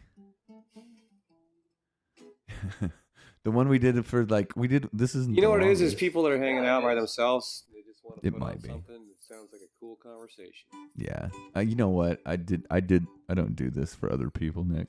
I'm a spiritualist. Dude, I've actually been levitating this whole time. That's why you guys can't see. My chair is actually off the ground. Weird. I'm just tired. All right. No, we're gonna bed out. I'm out of here anyways. We can do it again some other day because I gotta go to work in the morning anyways, and we'll be back Sunday morning. Sunday. Barely. Dude. Sunday. I picked up my guitar, I get lost, and then I was like, all of a sudden, my language faculty. That's a nice guitar. It's pretty. I like that, like buttery color. It's the only blonde I ever loved. Yeah. Yeah, this guitar I've actually had for over 20 years. And the last time I moved, I got rid of all my guitars. Well, that's nice. Here's my baby right there. That's dandy. Yeah. No Takamine. I picked it up when I lived in Hawaii. Oh, cool. And I've been playing a little bit. I walked in the shop. I was like, oh, I want to play the 3 nicest guitars you got. And I'm just like this arrogant kid. I suck, dude. I mean, I was like terrible. And so, he pulls down a Martin. Martin or Taylor in this talk, I think it was. Anyway, so I played this thing, and it was just like butter. I was like, that sounds so good. As I'm like trying to clunk between GC, and I finally asked the guy, I said, could you play this for me so I can listen to it? And I did, and he sounded, the guitar, I was like, I'm in love. So I was sitting there drooling at it, and my girlfriend came in, like, what? And I was like, She's like, get it. I was like, all right. Oh no, my girlfriend I bought an Ernie Ball music band bass this year, and it was a chunk of change. You guys are gonna go deep? No, we're late. We're gonna get off. We're just talking about guitars. Dude, we lost someone. We lost someone, Nick. See, I knew they were only here for you. Yeah. You fucker. Nick's bailing, and he All right, said, we're gonna actually bail out here, and I'm gonna do some play-by-play. Just kidding. Hey, Nick. Anyway, Yeah, talk to you well, guys soon. relive it.